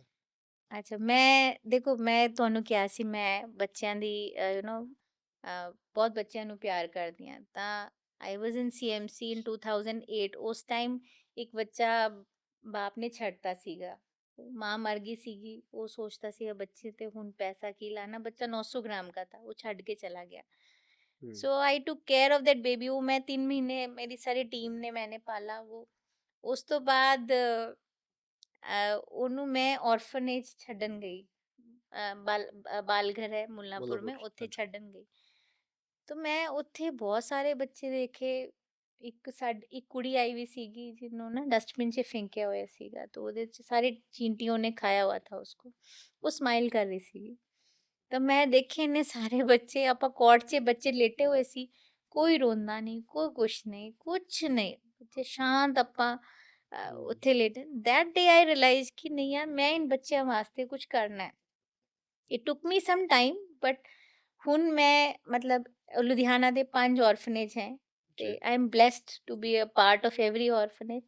ਐਂਡ ਉਹਨਾਂ ਬੱਚਿਆਂ ਦੀ ਦੇਖਭਾਲ ਮੈਂ ਕਰਦੀ ਹਾਂ ਜਿਵੇਂ ਵੀ ਹੋ ਸਕਦੀ ਹੈ, ਤੇ ਉਹਨਾਂ ਦਾ ਸਾਰਾ ਟ੍ਰੀਟਮੈਂਟ ਸਾਡੀ ਕਲੀਓ ਦੀ ਟੀਮ, ਜੀ, ਆਪਾਂ ਸਾਡੇ ਡਾਕਟਰ ਗੁਰਪ੍ਰੀਤ ਕੋਚਰ, ਡਾਕਟਰ ਵਿਕਾਸ ਬੰਸਲ, ਸਾਡੇ ਸਾਰੇ ਮਿਲ ਕੇ ਆਪਾਂ ਬੱਚਿਆਂ ਦੀ ਟ੍ਰੀਟਮੈਂਟ ਕਰਦੇ ਹਾਂ, ਤੇ ਬੱਚੇ ਬਿਲਕੁਲ ਫ੍ਰੀ ਆਫ ਕਾਸਟ ਇੱਥੋਂ ਟ੍ਰੀਟ ਹੋ ਕੇ ਜਾਂਦੇ ਆ। ਤੇ ਸਰਟਨ ਡੋਨਰ ਜੋ ਮੈਨੂੰ ਸਪੋਰਟ ਕਰਦੇ ਨੇ ਇਸ ਕੰਮ ਵਾਸਤੇ, ਬੱਚਿਆਂ ਦੇ ਇਲਾਜ ਵਾਸਤੇ। ਸਾਨੂੰ ਕਈ ਵਾਰ ਸੜਕ ਤੋਂ, ਟ੍ਰੇਨ ਟ੍ਰੇਨ ਦੀ ਪਟਰੀ ਤੋਂ, ਫੈਕਟਰੀ ਦੀ ਛੱਤ ਤੋਂ ਬੱਚੇ ਮਿਲਦੇ ਆ, ਉਹਨਾਂ ਨੂੰ ਅਸੀਂ ਚੱਕ ਕੇ ਲਾਉਂਦੇ ਨੇ ਤੇ ਉਹਨਾਂ ਦਾ ਆਪਾਂ ਇਲਾਜ ਕਰਦੇ हैं। बट अदर देन दैट बच्चों की ਵੋਕੇਸ਼ਨਲ ਟ੍ਰੇਨਿੰਗ, ਪੜ੍ਹਾਈ ਲਿਖਾਈ, ਉਹਨਾਂ ਦੀ ਹੋਰ ਨੀਡਸ ਨੂੰ ਆਪਾਂ ਕੋਸ਼ਿਸ਼ ਕਰਦੇ ਹਾਂ ਕਿ ਕਿਵੇਂ ਉਹਨਾਂ ਨੂੰ ਫਾइनेंशियली इंडिपेंडेंट बनाने ਦੀ ਕੋਸ਼ਿਸ਼ ਕਰੇ, ਕਿਉਂਕਿ 18 ਸਾਲ के बाद उनका कोई नहीं है।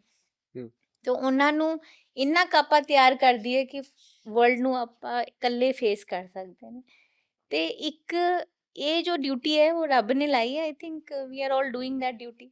ਨਹੀਂ ਮੈਂ ਤੁਹਾਨੂੰ ਲਾਸਟ ਟਾਈਮ ਵੀ ਕਿਹਾ ਸੀਗਾ ਜਦੋਂ ਤੁਹਾਡੀ ਪ੍ਰੈਜੈਂਟੇਸ਼ਨ ਦੇਖੀ ਸੀ ਵੀ ਤੁਹਾਨੂੰ ਮਿਲ ਕੇ ਜਾਂ ਤੁਹਾਡੇ ਨਾਲ ਗੱਲਬਾਤ ਕਰਕੇ ਹਮੇਸ਼ਾ ਹੀ ਇਹ ਲੱਗਦਾ ਕਿ ਅਸੀਂ ਲਾਈਫ 'ਚ ਕੁਝ ਨਹੀਂ ਕਰ ਰਹੇ ਹਜੇ। ਜੋ ਤੁਸੀਂ ਕਰ ਰਹੇ ਹੋ ਦੈਟ ਇਜ਼ ਰੀਅਲੀ ਅਮੇਜ਼ਿੰਗ। ਮੈਂ ਇੱਕ ਪ੍ਰੈਜੈਂਟੇਸ਼ਨ 'ਤੇ ਇੱਕ ਵੀ ਕਿਹਾ ਸੀ, ਇੱਕ ਬੱਚਾ ਫੋਰਨ ਬੋਡੀ ਜੀ, ਚਨਾ ਖਾ ਕੇ, ਚਨਾ ਨਾ 3 ਸਾਢੇ 3 ਸਾਲ ਤੋਂ ਕੋਈ ਵੀ ਪਹਿਲੇ ਬੱਚੇ ਨੂੰ ਅਗਰ ਤੁਸੀਂ ਗੋਲ ਚੀਜ਼ ਖਿਲਾਓਗੇ ਤਾਂ ਹੂੰ, ਉਹਦਾ ਸਾਹ ਦੀ ਨਲੀ 'ਚ ਫਸ ਸਕਦੀ ਹੈ। ਜੀ, ਤਾਂ ਮੈਂ ਡਾਕਟਰ ਵਿਕਾਸ ਬੰਸਲ, ਆਪਾਂ ਸਾਡੀ ਟੀਮ ਉਹ ਬੱਚਿਆਂ ਦੀ ਦੂਰਬੀਨ ਦੀ ਜਾਂਚ ਕਰਕੇ ਉਹ ਆਪਾਂ ਫੋਰਨ ਬੋਡੀ ਕੱਢਦੇ ਹਾਂ ਓਕੇ, ਆਈਸੀਯੂ 'ਚ ਰੱਖ ਕੇ। ਸਾਡੇ ਕੋਲ ਕਾਲ ਆਈ ਹੁਸ਼ਿਆਰਪੁਰ ਤੋਂ ਹੂੰ, ਕਿ ਬੱਚੇ ਨੇ ਚਨਾ ਫਸਾ ਲਿਆ, ਹੂੰ, ਉਹ ਬੱਚੇ ਦੀ ਹਾਰਟ ਬੀਟ ਬੰਦ ਹੋ ਗਈ ਸੀਗੀ। ਅੱਛਾ, ਤਾਂ ਮੇਰਾ ਡਾਕਟਰ ਗਿਆ, ਉਹਨੇ ਪੰਪ ਕਰ ਕਰਕੇ ਬੱਚੇ ਦੀ ਹਾਰਟ ਬੀਟ ਵਾਪਿਸ ਲਾਈ। ਰਾਸਤੇ 'ਚ ਫਿਰ ਅਰੈਸਟ ਹੋ ਗਿਆ, ਫਿਰ ਪੰਪ ਕੀਤਾ, ਫਿਰ ਉਹ ਹਸਪੀਟਲ ਪਹੁੰਚਿਆ, ਇੱਥੇ ਵੀ ਅਰੈਸਟ ਹੋ ਗਿਆ, ਅੱਛਾ ਜੀ, ਹਾਰਟ ਬੀਟ ਬੰਦ ਹੋ ਗਈ। ਆਪਾਂ ਫਿਰ ਪੰਪ ਕੀਤਾ, ਹੂੰ, ਪੰਪ ਕਰਦੇ ਕਰਦੇ ਸਾਰੀ ਜਿਵੇਂ ਉਹਦੀ ਸਾਹ ਆਈ, ਆਪਾਂ ਵੈਂਟੀਲੇਟਰ ਤੇ ਪਾ ਕੇ फटाफट ਉਹਦੇ चने सांस की नली से निकाले। अगले दिन वो बच्चा उठ के बैठा। क्या ये बात, मिरेकल होता है। क्या बात, 3 बार ਉਹਦਾ ਹਾਰਟ ਪੰਪ ਕੀਤਾ, ਆਪਾਂ ਸਾਰੇ ਲੱਗੇ ਰਹੇ, ਸਾਰੀ ਰਾਤ ਲੱਗੇ ਰਹੇ। ਨੈਕਸਟ ਡੇ ਬੇਬੀ ਵਾਸ ਫਾਈਨ, ਉਹ ਉੱਠ ਕੇ ਬੈਠਾ ਹੋਇਆ, ਆਪਾਂ ਵੈਂਟੀਲੇਟਰ ਤੋਂ ਕੱਢਿਆ, ਠੀਕ ਹੋ ਗਿਆ ਸੀਗਾ। ਕਿਹੜੀ-ਕਿਹੜੀਆਂ ਗੱਲਾਂ ਦਾ ਕਿਹੜੀਆਂ-ਕਿਹੜੀਆਂ ਚੀਜ਼ਾਂ ਦਾ ਖਿਆਲ ਰੱਖਣਾ ਚਾਹੀਦਾ ਜਦੋਂ 2 2.5 3 ਸਾਲ ਦਾ ਬੱਚਾ ਹੈ? ਕੋਈ ਵੀ जैसे कॉइन, कोई ਜੀ, बटन, कोई ਹੂੰ, मेटल, कोई भी छोटा टॉय ਆਪਾਂ ਦੇਖਦੇ ਆਂ, ਹੂੰ, ਕੋਈ ਵੀ ਚਨਾ, ਮੂੰਗਫਲੀ, ਹੈ ਨਾ। ਬੱਚੇ ਤਾਂ ਪੱਥਰ ਵੀ ਖਾ ਲੈਂਦੇ ਜੀ, ਨੇ। ਜੀ, ਜੀ, ਤਾਂ ਇਹ ਚੀਜ਼ਾਂ ਬੱਚੇ ਦੇ ਆਲੇ ਦੁਆਲੇ ਨਹੀਂ ਹੋਣੀ ਚਾਹੀਦੀਆਂ। 3:30 ਤੋਂ ਪਹਿਲਾਂ ਆਪਾਂ ਗੋਲ ਚੀਜ਼ ਬੱਚੇ ਨੂੰ ਖਵਾਉਣੀ ਵੀ ਨਹੀਂ ਹੈ। ਓਕੇ, ਜੇ ਆਪਾਂ ਬਦਾਮ ਖਵਾਉਣਾ ਹੈ, ਕੋਈ ਚਨਾ ਖਵਾਉਣਾ ਹੈ, ਇਹਨੂੰ ਕ੍ਰਸ਼ ਪੀਸ ਕੇ, ਕਰਕੇ, ਪੀਸ ਕੇ, ਜੀ, ਚੂਰਾ-ਚੂਰਾ ਕਰਕੇ, then we have to feed the child. ਉਸ ਤੋਂ ਬਾਅਦ ਹੀ ਬੱਚਾ ਉਹਨੂੰ ਸਵੋਲੋ ਕਰਨਾ ਆਉਂਦਾ ਹੈ ਪ੍ਰੋਪਰਲੀ। ਜੀ, ਜੀ, ਜੀ, ਤੇ ਬੋਲਦੇ ਬੋਲਦੇ ਖਾਂਦੇ ਕਈ ਵਾਰ ਬੱਚੇ ਉਹਦੇ ਨਾਲ ਵੀ ਚੋਕ ਕਰ ਜਾਂਦੇ, ਪਰ ਬਾਈ ਐਂਡ ਲਾਰਜ 3.5 ਤੋਂ ਸਾਲ ਤੋਂ ਪਹਿਲਾਂ ਕੋਈ ਵੀ ਗੋਲ ਚੀਜ਼ ਬੱਚਿਆਂ ਦੇ ਆਲੇ ਦੁਆਲੇ, ਪਿੰਨ, ਹੂੰ, ਕੋਈ ਦਵਾਈਆਂ ਬੱਚੇ ਦੇ ਆਲੇ ਦੁਆਲੇ ਨਹੀਂ ਹੋਣੀ ਚਾਹੀਦੀ ਹੈ। Child safety at home is a major problem. ਜੀ, ਸਾਡੇ ਵੱਡਿਆਂ ਦੀ ਕੋਈ ਦਵਾਈ, ਕੋਈ ਚੀਜ਼ ਬੱਚੇ, ਟਾਇਲਟ ਕਲੀਨਰ, ਬੱਚੇ ਫਟਾਫਟ ਉਹਨਾਂ ਦੀ ਇਨਕੁਇਜ਼ਿਟਿਵਨੈਸ ਰਹਿੰਦੀ ਹੈ, ਉਹ ਕ੍ਰੋਲ ਕਰਕੇ, ਜੇ ਤੁਸੀਂ ਕੋਕ ਦੀ ਬੋਟਲ 'ਚ ਟਾਇਲਟ ਕਲੀਨਰ ਰੱਖ ਦਿੱਤਾ, ਉਹ ਤਾਂ ਫਿਨਾਈਲ ਹੈ, ਬੱਚੇ ਨੇ ਪੀ ਗਿਆ ਤਾਂ ਸਾਰੀ ਮਤਲਬ ਸਾਰਾ ਕੁਝ ਖਰਾਬ ਹੋ ਜਾਂਦਾ, ਤੇ ਬੱਚਿਆਂ ਦੀ ਕਈਆਂ ਦੀ ਡੈਥ ਵੀ ਹੁੰਦੀ ਹੈ ਇਹਦੇ ਕਾਰਨ। ਸੋ ਇਜ਼ देयर ਐਨੀਥਿੰਗ ਜੋ ਇਨਸਟੈਂਟਲੀ ਕਰ ਸਕਦੇ ਹਾਂ ਆਪਾਂ, ਜਿੱਦਾਂ ਲੈਟਸ ਸੇ ਕਿ ਬੱਚੇ ਨੇ ਕੋਇਨ ਫਸਾ ਲਿਆ, ਇੰਸਟੈਂਟਲੀ ਕੁਝ ਪੇਰੈਂਟ ਕਰ आपको ਸਕਦੇ? कुछ नहीं करना है, ਸਿੱਧਾ ਹਸਪੀਟਲ? आपको कुछ नहीं करना है। ਓਕੇ, ਜੇ ਤੁਸੀਂ ਬਲਾਈਂਡ ਫਿੰਗਰ ਸਵੀਪ ਕਹਿੰਦੇ ਆ ਆਪਾਂ, ਜੀ, ਜੇ ਕੁਝ ਕਰੋਗੇ ਤਾਂ ਉਹ ਅੰਦਰ ਵੀ ਜਾ ਸਕਦੀ ਹੈ। ਅੱਛਾ ਤਾਂ ਜੀ। ਤੁਸੀਂ ਕੁਝ ਨਹੀਂ ਕਰਨਾ ਹੈ। ਜੇ ਕੁਝ ਐਸਾ ਹੋ ਗਿਆ, ਤੁਸੀਂ immediately should rush to hospital. ਆਪਾਂ ਔਰਫਨ ਬੱਚਿਆਂ ਦੀ ਗੱਲ ਕਰ ਰਹੇ ਸੀਗੇ ਵੀ ਕਿਹੜੇ-ਕਿਹੜੇ ਰੀਜ਼ਨਸ ਹੁੰਦੇ ਆ ਜਿਨ੍ਹਾਂ ਕਰਕੇ ਬੱਚੇ ਜਿੱਦਾਂ ਤੁਸੀਂ ਦੱਸ ਰਹੇ ਹੋ ਕਿ ਕੋਈ ਕਿਤੇ ਮਿਲ ਜਾਂਦਾ ਹੈ, ਕੋਈ ਕਿਤੇ ਮਿਲ ਜਾਂਦਾ ਹੈ। ਕੀ ਕਾਰਨ ਹੁੰਦੇ ਆ ਕਿ ਉਹ ਬੱਚੇ ਏਦਾਂ ਲੋਕੀ ਰੱਖ ਜਾਂਦੇ ਆ? आज की सोसाइटी में जो मेजर प्रॉब्लम्स हैं, आई थिंक ਪਹਿਲਾਂ ਤੋਂ ਹੀ ਚੱਲ ਰਹੀਆਂ ਨੇ। ਅਨਵੈਡ ਮਦਰਸ ਹੁੰਦੀਆਂ, ਚਾਈਲਡ ਅਬਿਊਜ਼ ਦੇ ਜਾਂ ਰੇਪ ਦੇ ਕੇਸਿਸ ਹੁੰਦੇ ਨੇ, ਤੇ ਅਨਵੈਡ ਮਦਰਸ ਹੁੰਦੀਆਂ ਨੇ। ਇਹ ਇੱਕ ਮੇਜਰ ਕਾਰਨ ਹੈ। ਦੂਜਾ ਜੋ ਮੇਜਰ ਕਾਰਨ, ਕੁੜੀ ਹੋ ਗਈ, ਕੁੜੀ ਨਹੀਂ ਰੱਖਣਾ ਚਾਹੁੰਦੇ, ਆਪਾਂ ਕੁੜੀ ਤੇ ਕੁੜੀ ਪੈਦਾ ਕਰੀ ਜਾਂਦੇ ਨੇ, ਪੰਜਵੀਂ ਛਠੀ ਕੁੜੀ ਹੋ ਗਈ ਤਾਂ ਉਹ ਛੱਡ ਜਾਂਦੇ ਨੇ। ਇਹ ਹਜੇ ਵੀ ਚੱਲਦਾ ਹੈ। हाँ जी, हाँ जी, बिल्कुल खुल्लम खल्ला। Okay, बट उसमें मैं 2 चीज़ें बताना चाहती हूँ, जो जी एक बहुत इंपॉर्टेंट चीज़ है, जे सानू नहीं पता, इस बारे नॉलेज नहीं है। ਨੰਬਰ 1, ਕਿਸੇ ਵੀ ਬੱਚੇ ਨੂੰ, ਮਾਂ ਨੂੰ ਜੇ ਅਨਵਾਂਟਡ ਪ੍ਰੈਗਨੈਂਸੀ ਹੈ ਤੇ 20 ਔਰ 24 ਵੀਕ ਸੇ ਪਹਿਲੇ ਹੁਣ ਅਬੋਰਸ਼ਨ ਹੋ ਜਾਂਦੀ ਹੈ, ਉਸ ਤੋਂ ਬਾਅਦ ਨਹੀਂ ਹੋ ਸਕਦੀ। ਇਹਨਾਂ ਬੱਚਿਆਂ ਨੂੰ ਜੋ ਇਹ ਡਿਲੀਵਰੀ ਹੁੰਦੀ ਹੈ, they can surrender the baby. ਉਹਨੂੰ ਡਸਟਬਿਨ 'ਚ ਗੇਰਨੇ ਦੀ ਜ਼ਰੂਰਤ ਨਹੀਂ ਹੈ, ਉਹਨੂੰ ਸੜਕਾਂ 'ਚ ਫੇंकने की ज़रूरत नहीं है। ਆਪ ਸਰਕਾਰ ਕੋ ਬਕਾਇਦਾ, ਮੈਂ ਬਾਲ ਭਲਾਈ ਕਮੇਟੀ ਮੈਂਬਰ, ਜੀ। ਤੁਸੀਂ ਮੈਨੂੰ ਆ ਕੇ ਸਾਡੀ ਬਾਲ ਭਲਾਈ ਕਮੇਟੀ ਨੂੰ, ਆਪਣੀ ਡਿਸਟ੍ਰਿਕਟ ਨੂੰ ਤੁਸੀਂ ਬੱਚਾ ਕਹਿ ਸਕਦੇ ਹੋ ਕਿ ਆਪਾਂ ਬੱਚਾ ਨਹੀਂ ਰੱਖਣਾ ਚਾਹੁੰਦੇ, ਆਪਾਂ ਕਾਰਨ ਵੀ ਨਹੀਂ ਪੁੱਛਦੇ। ਬਟ ਉਹਦੇ 'ਚ ਸ਼ਰਮ ਮਾਰ ਜਾਂਦੀ ਹੈ ਨਾ ਫਿਰ। ਨਹੀਂ ਨਹੀਂ, ਉਹਦੇ 'ਚ ਸ਼ਰਮ ਨਾ, ਅਸੀਂ ਸਾਰੇ ਸਮਝਦੇ ਹਾਂ ਅਨਵੈਡ ਮਦਰ ਹੈ, ਉਹ ਪ੍ਰੈਗਨੈਂਟ ਨਹੀਂ ਰੱਖ ਸਕਦੀ ਬੱਚਾ, ਕੋਈ ਅਬਿਊਜ਼ ਦਾ ਕੇਸ ਹੈ, ਨਹੀਂ ਰੱਖ ਸਕਦੀ, ਉਹਦੇ 'ਚ ਸ਼ਰਮ ਕੁਛ ਨਹੀਂ, ਕਿਉਂਕਿ ਇਟ ਇਜ਼ ਇਨ ਕਲੋਜ਼ ਡੋਰ। ਜੇ ਤੁਹਾਨੂੰ ਮੈਨੇ ਦੱਸ ਰਹੇ, ਹੋਰ ਕਿਸੇ ਨੂੰ ਦੱਸਣ ਦੀ ਲੋੜ ਨਹੀਂ ਹੈਗੀ। ਵੀ ਟੇਕ ਦ ਬੇਬੀ, ਹਮ ਬੱਚੇ को ऑर्फनेज ਚ डाल ਦਿੰਦੇ ਹਾਂ ਤੇ ਉਹਨਾਂ ਤੋਂ ਸਾਈਨ ਕਰਾ ਲੈਂਦੇ, ਹੁਣ ਬੱਚਾ ਆਪਾਂ नहीं रखना चाहते, दिस इज लीगल प्रोसेस। ना बच्चे को फेंकने की जरूरत पड़ी, ना कुछ और। तो आप सरेंडर, यू कैन, ਤੁਸੀਂ ਸਰੈਂਡਰ ਕਰ ਸਕਦੇ ਹੋ ਗਵਰਨਮੈਂਟ ਆਫ ਇੰਡੀਆ ਨੂੰ ਬੱਚਾ, ਕਿ ਤੁਸੀਂ ਨਹੀਂ ਰੱਖ ਸਕਦੇ। ਕਦੇ ਉਹਨਾਂ ਨੂੰ ਪੁੱਛਿਆ ਵੀ ਨਹੀਂ ਜਾਂਦਾ। 3 ਮਹੀਨੇ ਦਾ ਟਾਈਮ ਦਿਆ ਜਾਂਦਾ ਹੈ ਕਿ ਜੇ ਤੁਸੀਂ ਬਾਈ ਚਾਂਸ ਬੱਚਾ ਵਾਪਿਸ ਲੈਣਾ ਚਾਹੁੰਦੇ ਹੋ, ਤੁਹਾਨੂੰ ਵਾਪਿਸ CWC ਦੇ ਕੋਲ ਆ ਕੇ ਤੁਸੀਂ ਬੱਚਾ ਰਿਕੁਐਸਟ ਡਾਲ ਸਕਦੇ ਹੋ, ਆਪਾਂ ਬੱਚਾ ਦੇ ਦੇ। ਓਕੇ। ਨੰਬਰ 2, ਪੰਗੂੜੇ ਹੈਗੇ। ਦੀਪਕ ਹਸਪੀਟਲ ਦੇ ਬਾਹਰ ਪੰਗੂੜਾ ਹੈਗਾ, SGV ਬਾਲਘਰ ਤੋਂ ਬਾਹਰ ਪੰਗੂੜਾ ਹੈਗਾ। ਤੁਸੀਂ ਨਹੀਂ ਕਰਨਾ ਚਾਹੁੰਦੇ ਸਰੈਂਡਰ, ਤੁਸੀਂ ਉੱਥੇ ਬੱਚਾ ਛੱਡ ਜਾਓ। ਸੜਕੋਂ पे मत छोड़ो, you can drop the baby there. ਉਹਦੇ 'ਚ ਬੈਲ ਹੁੰਦੀ ਹੈ, ਸਾਨੂੰ ਪਤਾ ਚੱਲ ਜਾਂਦਾ ਹੈ ਕਿ ਬੱਚਾ ਓਕੇ। ਆ ਗਿਆ ਹੈ। ਵੀ ਟੇਕ ਦ ਬੇਬੀ, ਉਸको ਇਮੀਡੀਏਟਲੀ ਮੈਡੀਕਲ ਟ੍ਰੀਟਮੈਂਟ ਮਿਲਦੀ ਹੈ, ਬੱਚਾ ਠੀਕ ਠਾਕ ਹੋ ਕੇ ਔਰਫਨੇਜ 'ਚ ਚਲਾ ਜਾਂਦਾ ਹੈ। ਉਹ बीच ਵਾਲੀ ਜਰਨੀ ਮੇਰੇ ਕੋਲ ਹੀ ਹੁੰਦੀ ਹੈ ਜਨਰਲੀ। ਹੁਣ ਬਹੁਤ ਸਾਰੀ ਪ੍ਰੋਵੀਜ਼ਨਸ ਹੈਗੀਆਂ ਨੇ ਕਿ ਤੁਸੀਂ ਬੱਚੇ ਨੂੰ ਸੁੱਟਣ ਦੀ ਬਜਾਏ ਤੁਸੀਂ ਬੱਚੇ ਨੂੰ ਰਿਸਪੈਕਟ ਨਾਲ ਉਹਦੀ ਜ਼ਿੰਦਗੀ ਬਚਾ ਕੇ ਉਹਨੂੰ ਕਿਸੇ ਨੂੰ दे सकते हो, क्योंकि ऑर्फनेज के बाद वो बच्चा जनरली 3-4 महीने के बाद ऐसे माँ बाप को जाता है जिनको बच्चे की बहुत ज़रूरत है, और अभी लाइन लगी हुई है, 3-3 साल ਅੱਛਾ। की वेटिंग है। ਅੱਛਾ ਜੀ। ਇੰਨਾ ਬੁਰਾ ਹਾਲ ਹੈ ਤੇ ਆਪਾਂ ਬੱਚਾ ਸੁੱਟੀ ਜਾਂਦੇ।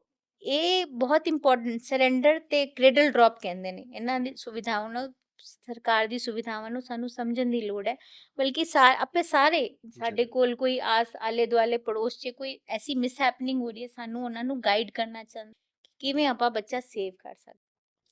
ਕੋਈ ਯੰਗ ਪੇਰੈਂਟਸ ਸਾਨੂੰ ਦੇਖ ਰਹੇ ਹੋਣੇ ਆ, ਜੋ ਪੇਰੈਂਟ ਬਣਨ ਵਾਲੇ ਆ ਜਾਂ ਬਣੇ ਆ, ਉਹਨਾਂ ਲਈ ਕੋਈ ਤੁਸੀਂ ਕੁਝ ਗਾਈਡਲਾਈਨ ਜਾਂ ਕੁਝ ਉਹਨਾਂ ਨੂੰ ਸੁਝਾਅ ਦੇਣਾ ਚਾਹੁੰਦੇ ਹੋ? ਨਹੀਂ, ਆਈ ਥਿੰਕ ਵਨ ਥਿੰਗ ਜੋ ਮੈਂ ਕਹਿਣਾ ਚਾਹੁੰਦੀ ਹਾਂ ਕਿ ਜੀ। ਤੁਸੀਂ ਹੁਣ ਫੈਮਿਲੀ ਨੂੰ ਬਹੁਤ ਪ੍ਰਾਇੋਰਟੀ ਦੇਣ ਦੀ ਲੋੜ ਹੈਗੀ ਹੈ। This is a hmm, time you should relish the time ਕਿ ਸਾਡੇ ਕੋਲ ਫੈਮਿਲੀ ਹੈ।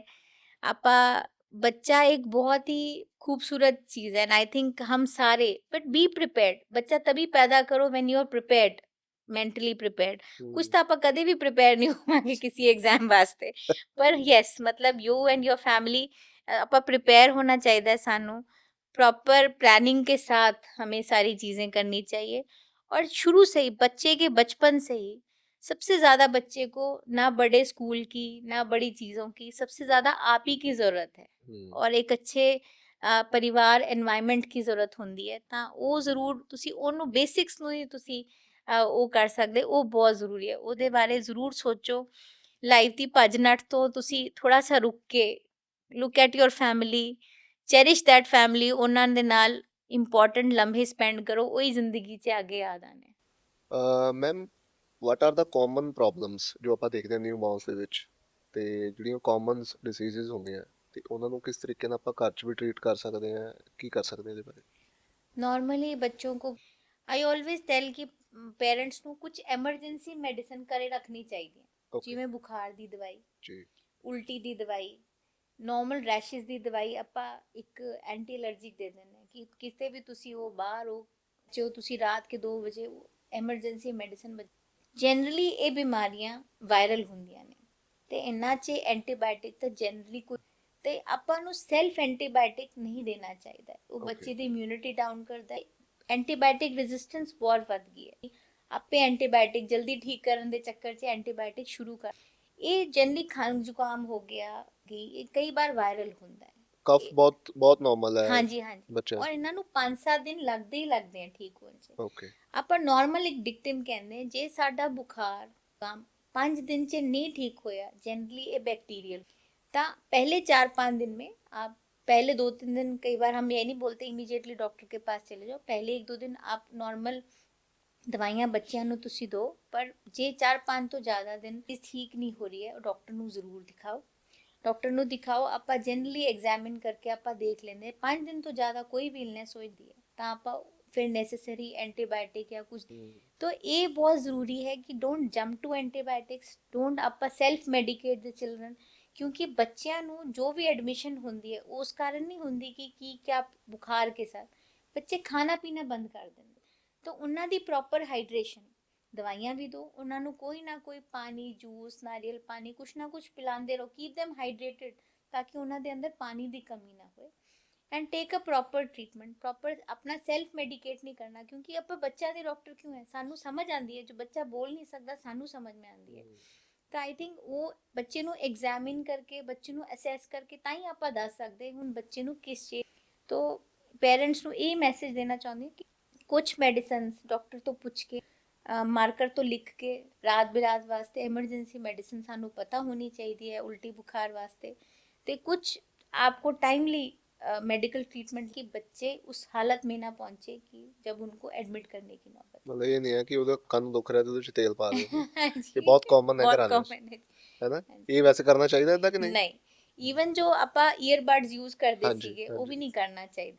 ਕੋਈ ਵੀ ਕੰਨ ਸਾਫ਼ ਕਰਨਾ ਬਾਹਰੋਂ ਬਾਹਰ ਕਰਨਾ ਚਾਹੀਦਾ ਹੈ, ਅੰਦਰ ਦੀ ਵੈਕਸ ਆਪੇ ਆਪ ਧੀਰੇ ਧੀਰੇ ਬਾਹਰ ਆਉਂਦੀ ਹੈ, ਤਬ ਜੋ ਵੀ ਬਾਹਰ ਆ ਰਹੀ ਹੈ ਸਿਰਫ ਉਹਨੂੰ ਸਾਫ਼ ਕਰਨਾ, ਅੰਦਰ ਕੁਛ ਨਹੀਂ ਮਾਰਨਾ ਉਹਦੇ ਨਾਲ। ਤੇ ਇਹਦੇ ਵਿੱਚ ਮੈਮ ਸਕੂਲਸ ਦੀ ਕਿੰਨੀ ਕੁ ਰਿਸਪੌਂਸਿਬਿਲਿਟੀ ਹੈ ਜਾਂ ਕਿੰਨੀ ਕੁ ਇਨਵੋਲਵਮੈਂਟ ਹੈ ਬੱਚਿਆਂ ਨੂੰ ਐਜੂਕੇਸ਼ਨ ਦੇਣ ਦੇ ਲਈ, ਜਾਂ ਲੈਟਸ ਸੇ ਆਪਾਂ ਦੇਖਦੇ ਹਾਂ ਗੁੱਡ ਟੱਚ ਬੈਡ ਟੱਚ ਬੱਚਿਆਂ ਨੂੰ ਸਿਖਾਉਣ ਦੇ ਲਈ, ਤੇ ਸਾਡੀ ਵੀ ਤੇ ਸਕੂਲ ਦੀ ਵੀ ਕੀ ਇੰਪੋਰਟੈਂਸ ਹੈਗੀ ਇਹਦੇ ਵਿੱਚ? आई थिंक 2 प्रोग्राम जो मैनू लगता है ਸਕੂਲਸ ਬਹੁਤ ਇੰਪੋਰਟੈਂਟ ਰੋਲ ਅੱਜ ਪੇ ਨੇ ਬੱਚਿਆਂ ਤੇ, ਨਾਟ ਈਵਨ ਬੱਚਿਆਂ ਦੇ, ਉਹਨਾਂ ਦੇ ਪੇਰੈਂਟਸ ਦੀ ਐਜੂਕੇਸ਼ਨ ਵਾਸਤੇ। ਐਂਡ ਦਿਸ ਇਜ਼, ਜਿੰਨੀ ਇਹ ਪੜ੍ਹਾਈ ਇੰਪੋਰਟੈਂਟ ਹੈ ਉਨਾ ਹੀ ਇਹ ਸਾਰਾ ਕੁਝ ਇੰਪੋਰਟੈਂਟ। ਜੋ 2-3 ਅਵੇਅਰਨੈਸ ਪ੍ਰੋਗਰਾਮਸ ਆਪਾਂ ਸਕੂਲਸ ਨੂੰ, number 1 is child safety program, मतलब ਘਰੇ ਔਰ ਸਕੂਲ 'ਚ ਕੌन से मेजर्स पेरेंट्स या टीचर्स कर सकते हैं जिन्हां ते बच्चे सेफ रहे। फॉर एग्जाम्पल ਬੱਚੇ ਨੂੰ ਬਰਨ, ਤੁਸੀਂ ਕੀ ਲਾਉਣਾ, ਤੁਸੀਂ ਟੂਥਪੇਸਟ ਨਹੀਂ ਲਾਣਾ, ਤੁਸੀਂ ਨਿਊਸਪੋਰਿਨ ਆਇੰਟਮੈਂਟ ਜਾਂ ਫਟਾਫਟ ਰਨਿੰਗ ਵਾਟਰ 'ਚ ਬਚੋ, ਤੇ ਉਸ ਤੋਂ ਬਾਅਦ ਤੁਸੀਂ ਐਂਟੀਬੈਕਟੀਰੀਅਲ ਟਿਊਬ ਲਗਾ ਦਿਓ। तो बेसिक मैनेजमेंट, टूथ गिर गया, जे कोई बच्चे ਨੂੰ ਕੋਈ ਫ੍ਰੈਕਚਰ ਹੋ ਗਿਆ, ਕੋਈ ਬੱਚੇ ਨੂੰ ਚੋਟ ਲੱਗ ਗਈ, ਤਾਂ ਇਮੀਡੀਏਟ ਕੀ ਤੁਸੀਂ ਟ੍ਰੀਟਮੈਂਟ ਦੇ ਸਕਦੇ ਹੋ, ਆਪਾਂ ਸਕੂਲਸ ਤੇ ਪੇਰੈਂਟਸ ਨੂੰ ਸਿਖਾਉਂਦੇ ਹਾਂ। ਤਾਂ ਦੇ ਸ਼ੁੱਡ ਡਾਕਟਰ ਦੇ ਨਾਲ ਟਾਈ ਅਪ ਕਰਕੇ ਇਹ ਪ੍ਰੋਗਰਾਮ ਜ਼ਰੂਰ ਚਲਾਉਣੇ ਚਾਹੀਦੇ, how to keep your school and home safe. Accidents is a major कारण कि बच्चियां ਨੂੰ बहुत ज़्यादा ट्रॉमा ਹੁੰਦਾ है। ये उसके साथ जो very important is child abuse program, prevention of child abuse. हम इस सोसाइटी को जानते हैं, ये रोज़ का काम हो गया है, तो बच्चों में अवेयरनेस करना। देर आर मेनी टाइम्स बच्चे माँ बाप के साथ नहीं होते, बच्चे ऐसी एनवायरनमेंट में होते जिथे माँ बाप नहीं होंगे, तो ਸਕੂਲਸ ਨੂੰ, ਅੱਛਾ ਪੇਰੈਂਟਸ ਵੀ ਐਸ ਪੇਰੈਂਟਸ ਸਾਨੂੰ ਸਾਰਿਆਂ ਨੂੰ ਹਿੱਚ ਰਹਿੰਦੀ ਹੈ ਕਿ ਆਪਾਂ ਬੱਚੇ ਨੂੰ ਕਿਵੇਂ ਸਿਖਾਵਾਂਗੇ। ਜੀ ਜੀ ਬਿਲਕੁਲ। How will we tell our ਬੱਚਿਆਂ ਨੂੰ ਕਿਵੇਂ ਸਿਖਾਵਾਂਗੇ ਕਿ ਕੀ ਕਰਨਾ ਹੈ। ਤਾਂ ਸਕੂਲਸ ਸ਼ੁੱਡ ਕੰਟਰੀਬਿਊਟ, ਉਹਨਾਂ ਨੂੰ ਪਾर्टिसिपेट करना चाहिए है good touch bad touch program 'ਚ। मैं पिछले 10 साल से करा रही हूँ और ਆਪਾਂ ਬਹੁਤ ਸਿੰਪਲ ਸ਼ਬਦਾਂ 'ਚ ਬੱਚਿਆਂ ਨੂੰ ਸਿਖਾਉਂਦੇ ਹਾਂ। There are 2 campaigns, one is less than 12 years, 6 to 12 years, ਜਿਵੇਂ ਆਪ ਬੱਚਿਆਂ ਨੂੰ ਸਿਖਾਉਂਦੇ ਪ੍ਰਾਈਵੇਟ ਪਾਰਟਸ ਕੀ ਹੁੰਦੇ ਤੇ nobody should touch your private parts, ਔਰ ਕਰਨਾ ਕੀ ਹੈ ਉਹਦੇ ਨਾਲ।